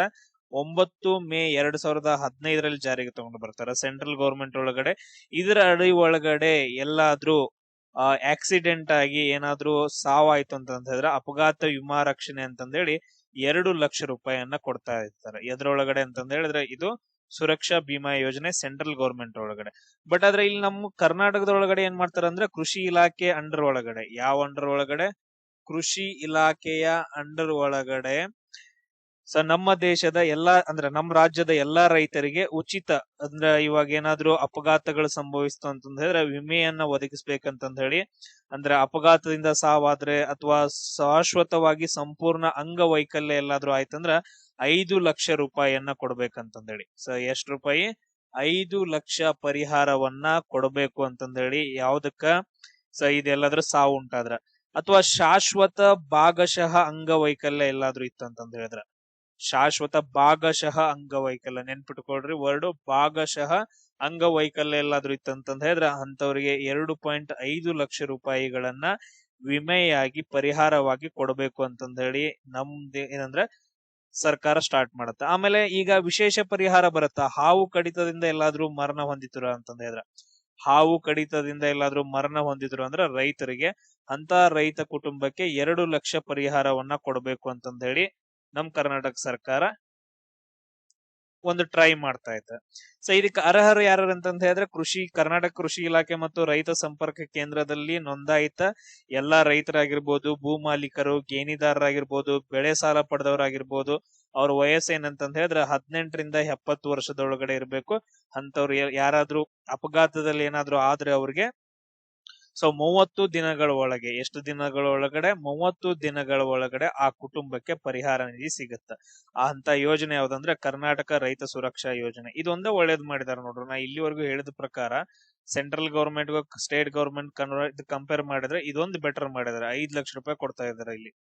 ಅಂದ್ರೆ ಆ ಕುಟುಂಬಕ್ಕೆ ಇನ್ನೂ ಒಂದ್ ಸ್ವಲ್ಪ ಹೆಲ್ಪ್ ಆಗತ್ತ, ಅಥವಾ ಮಕ್ಕಳಿಗೆ ಹೆಲ್ಪ್ ಆಗತ್ತ, ಉದ್ಯೋಗಕ್ಕೋಸ್ಕರನೋ ಅಥವಾ ಯಾವ್ದೋ ಒಂದು ಬಿಸ್ನೆಸ್ ಮಾಡಕ್ಕೋಸ್ಕರನೋ. Yes, like that. ನೆಕ್ಸ್ಟ್ ಯೋಜನೆ ಯಾವ್ದಂತಂದ ಹೇಳಿದ್ರೆ ಕರ್ನಾಟಕ ಉದ್ಯೋಗಿನಿ ಯೋಜನೆ ಅಂತಂದ ಹೇಳ್ತೀವಿ. ಇದು ಯಾವಾಗ ಸ್ಟಾರ್ಟ್ ಆಗತ್ತ? 1997-98 ಟೈಮಲ್ಲಿ ಸ್ಟಾರ್ಟ್ ಆಗತ್ತ. ಬಟ್ ಆದ್ರೆ ಅದನ್ನ 2004 ಮತ್ತು 2005 ಒಳಗಡೆ ಅದನ್ನ ಮರುಪರಿಶೀಲನೆ ಮಾಡ್ತಾರೆ. ಮರುಪರಿಶೀಲನೆ ಮಾಡಿ ಏನ್ ಮಾಡ್ತಾರ ಅಂದ್ರೆ ಜಾರಿಗೆ ತಗೊಂಡ್ ಬರ್ತಾರ. ಇದು ಯಾವ್ದ್ರ ಅಂಡ್ರ ಅಂತಂದ ಹೇಳಿದ್ರೆ ಮಹಿಳಾ ಮತ್ತು ಮಕ್ಕಳ ಕಲ್ಯಾಣ. ಮಹಿಳಾ ಮತ್ತು ಮಕ್ಕಳ ಕಲ್ಯಾಣ ಇದ್ರೊಳಗಡೆ ಅಭಿವೃದ್ಧಿ ನಿಗಮದ ಒಳಗಡೆ ಬರುವಂತಹ ಈ ಯೋಜನೆ ತುಂಬಾ ಇಂಪಾರ್ಟೆಂಟ್ ಆಗುತ್ತೆ. ಸೆಂಟ್ರಲ್ ಗವರ್ಮೆಂಟ್ ಅಲ್ಲೂ ಕೂಡ ಇದಕ್ಕೋಸ್ಕರ ಒಂದು ಯೋಜನೆ ಬಂದೈತ. ಅದನ್ನ ನಾವು PMMY ಅಂತಂದ ಹೇಳ್ತೀವಿ. PMMY ಅಂತಂದ ಹೇಳಿದ್ರೆ ಪ್ರಧಾನ ಮಂತ್ರಿ ಮುದ್ರಾ ಯೋಜನೆ ಅಂತಂದ ಹೇಳಿ. ಪ್ರಧಾನ ಮಂತ್ರಿ ಮುದ್ರಾ ಯೋಜನೆ ಅಂತಂದ ಹೇಳ್ತೀವಿ. ಇದ್ರ ಯಾವಾಗ ಜಾರಿಗೆ ಬರುತ್ತಂದ್ರ ಇದು 8th ಏಪ್ರಿಲ್ 2015 ಒಳಗಡೆ. ಸೆಂಟ್ರಲ್ ಗವರ್ಮೆಂಟ್ ಅಲ್ಲಿ 8th ಏಪ್ರಿಲ್ 2015 ಒಳಗಡೆ ಜಾರಿಗೆ ತಗೊಂಡ್ ಬರ್ತಾರ. ಇದ್ರ ಅಡಿ ಒಳಗಡೆ ಸಣ್ಣ ಮತ್ತು ಮಧ್ಯಮ ವ್ಯಾಪಾರಸ್ಥರಿಗೆ, ಸಣ್ಣ ಮತ್ತ ಮಧ್ಯಮ ವ್ಯಾಪಾರಸ್ಥರಿಗೆ ಏನ್ ಮಾಡ್ತಾರ ಅಂದ್ರೆ ಯಾವುದೇ ಭದ್ರತೆ ಇಲ್ಲದೆ, ಏನು ಡಾಕ್ಯುಮೆಂಟ್ಸ್ ಬೇಡ, ಏನು ಬೇಡ, ಅವ್ರಿಗೆ ಏನ್ ಮಾಡ್ತಾರಂದ್ರ 50,000ದಿಂದ ಹಿಡ್ಕೊಂಡು 10 ಲಕ್ಷದವರೆಗೆ, ಎಷ್ಟು 50,000ದಿಂದ ಹಿಡ್ಕೊಂಡು 10 ಲಕ್ಷದವರೆಗೆ ಸಾಲವನ್ನ ನೀಡೋ ಒಂದು ಉದ್ದೇಶ ಯಾವ್ದಂದ್ರ ಇದು ಮುದ್ರಾ ಯೋಜನೆದಾಗೈತೆ. ಹಂಗಾದ್ರೆ ನಮ್ ಕರ್ನಾಟಕದಲ್ಲಿ ಉದ್ಯೋಗಿನಿ ಯೋಜನೆ ಏನು?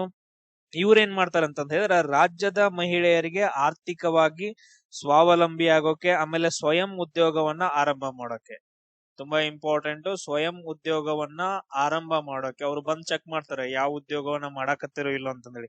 ಸ್ವಯಂ ಉದ್ಯೋಗವನ್ನ ಮಾಡೋಕೆ ಸಹಾಯಧನವನ್ನ ನೀಡ್ತಾರೆ. ಇಲ್ಲಿ ಏನ್ ಮಾಡ್ತಾರ ಅಂತಂದ ಹೇಳಿದ್ರೆ ಮಹಿಳೆಯರಿಗೆ 3 ಲಕ್ಷ ರೂಪಾಯಿವರೆಗೂ ಕೊಡ್ತಾರೆ. ಈ ಯೋಜನೆ ಅಡಿ ಒಳಗಡೆ ಏನ್ ಮಾಡ್ತಾರಂದ್ರ ಕರ್ನಾಟಕ ಸ್ಟೇಟ್ ಒಳಗಡೆ 3 ಲಕ್ಷ ರೂಪಾಯಿ ಗರಿಷ್ಠ ಬ್ಯಾಂಕ್ ಸಾಲವನ್ನ ನೀಡ್ತಾರ. ಅದ್ರ ಒಳಗಡೆ ಏನಂತಂದ ಹೇಳಿದ್ರೆ SC/ST ದವರಿಗೆ, SC/ST ಮಹಿಳೆಯರಿಗೆ ಏನ್ ಮಾಡ್ತಾರ ಅಂತಂದ ಹೇಳಿದ್ರೆ 50% ಏನಾಗತ್ತಂದ್ರ ಸಬ್ಸಿಡಿ ಸಿಗುತ್ತೆ. 50% ಸಬ್ಸಿಡಿ ಸಿಕ್ಕರೆ ಎಷ್ಟು, 3 ಲಕ್ಷ ಬಂತು ಅಂತಂದ್ರೆ 50% ಅಂದ್ರೆ 1,50,000 ರೂಪಾಯಿ ಸೂಟ್ ಆಯ್ತು. ಇನ್ 1,50,000 ರೂಪಾಯಿ ಅಷ್ಟು ಅವ್ರು ರಿಟರ್ನ್ ಕಟ್ಬೇಕು. ಹಂಗಾದ್ರೆ ಇನ್ನು ಉಳಿದವರಿಗೆ, ಸೊ ಸಾಮಾನ್ಯ ವರ್ಗದ ಮಹಿಳೆಯರಿಗೆ ಏನಂದ್ರೆ ಎಷ್ಟು ಸಿಗತ್ತ, ಸಾಮಾನ್ಯ ವರ್ಗದ ಮಹಿಳೆಯರಿಗೆ 30% ಸಬ್ಸಿಡಿ ಸಿಗುತ್ತೆ. ಅಂದ್ರೆ 3 ಲಕ್ಷದೊಳಗಡೆ 30% ಅಂದ್ರ ಆಲ್ಮೋಸ್ಟ್ 90,000 ರೂಪಾಯಿ ಸಬ್ಸಿಡಿ ಸಿಗತ್ತ. ಇಂತ ಒಂದು ಯೋಜನೆಯನ್ನ ಜಾರಿಗೆ ತಗೊಂಡ್ ಬಂದಿದ್ದೆ ಯಾವ್ದಂದ್ರೆ ಕರ್ನಾಟಕ ಸರ್ಕಾರ. ಅದು ಕರ್ನಾಟಕ ಉದ್ಯೋಗಿನಿ ಯೋಜನೆ ಅಂತಂದು ಹೇಳ್ತೀವಿ. ಇದಕ್ಕೆ ಅರ್ಹತೆ ಏನ್ ಬರುತ್ತಂದ್ರ 18ರಿಂದ 55 ವರ್ಷ ಇರುವಂತಹ ಮಹಿಳೆಯರಿಗೆ, ಅದು ಕರ್ನಾಟಕದಲ್ಲಿ ಕಾಯಂ ನಿವಾಸಿಯರಿಗೆ ಮಾತ್ರ ನೀಡುವಂತಹ ಈ ಯೋಜನೆ ತುಂಬಾ ಇಂಪಾರ್ಟೆಂಟ್. ಕ್ಲಿಯರ್. ಅದಾದ ನಂತರ ಇಲ್ಲಿ ಆದಾಯ ಎಷ್ಟಿರಕಂದ್ರ 1,50,000ಕ್ಕಿಂತ ಕಡಿಮೆ ಆದಾಯವನ್ನ ಹೊಂದಿರುವಂತಹ ಕುಟುಂಬಕ್ಕೆ ಮಾತ್ರ ನೀಡುವಂತಹ ಒಂದು ಯೋಜನೆ. ಇದ್ರೊಳಗಡೆ ನೀವು ಸಣ್ಣ ವ್ಯಾಪಾರಗಳನ್ನ ಮಾಡ್ಕೋಬಹುದು, ಹೈನುಗಾರಿಕೆ ಮಾಡ್ಕೋಬಹುದು, ಹೊಲಿಗೆ ಯಂತ್ರಗಳನ್ನ ತಗೋಬಹುದು, ಕರಕುಶಲ ವಸ್ತುಗಳನ್ನ ತಯಾರು ಮಾಡ್ಕೋಬಹುದು, ಅಥವಾ ಸೇವಾ ಕ್ಷೇತ್ರಗಳಲ್ಲಿ ಉದ್ಯೋಗ ಮಾಡಕ್ಕೆ ಯೂಸ್ ಮಾಡ್ಕೋಬಹುದು. ಅದ್ ನಿಮಗ್ ಬಿಟ್ಟಿದ್ದು. ನೆಕ್ಸ್ಟ್ ನೋಡ್ರಿ, ಕರ್ನಾಟಕ ಭಾಗ್ಯಲಕ್ಷ್ಮಿ ಯೋಜನೆ ಅಂತಂದ್ ಹೇಳ್ತೀವಿ, ಅಥವಾ ಧನಲಕ್ಷ್ಮಿ ಯೋಜನೆ ಅಂತಂದೇಳಿ. ಇದನ್ನ ಯಾವಾಗ ಜಾರಿಗೆ ತಗೊಂಡ್ ಬರ್ತಾರ ಅಂತಂದ್ ಹೇಳಿದ್ರೆ 31 ಮಾರ್ಚ್ 2006 ಒಳಗಡೆ, ಮಾರ್ಚ್ 31, 2006 ಇದನ್ನ ಜಾರಿಗೆ ತಗೊಂಡ್ ಬರ್ತಾರ.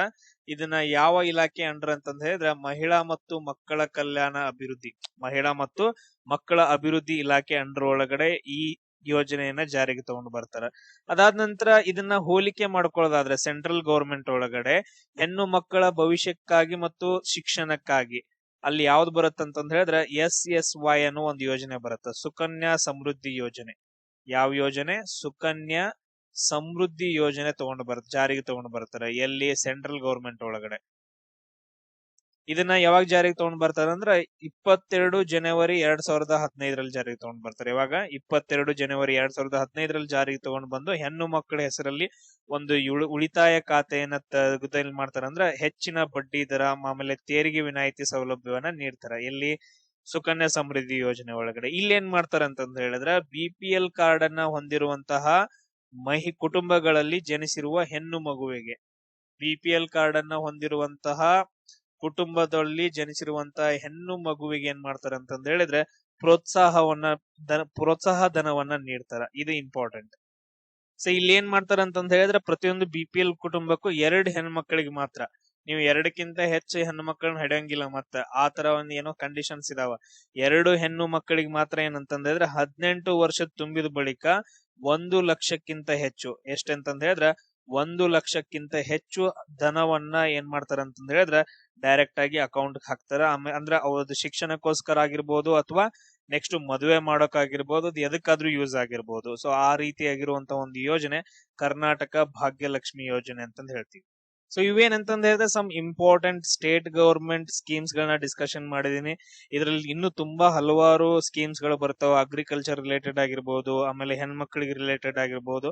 ಅವುಗಳನ್ನ ಮತ್ತೆ ಏನಾದ್ರು ಇಂಪಾರ್ಟೆನ್ಸ್ ಅದ್ರ ಬಗ್ಗೆ ನ್ಯೂಸ್ ಬಂದ್ರೆ ನಾನು ಅಪ್ಡೇಟ್ ಮಾಡ್ತೀನಿ.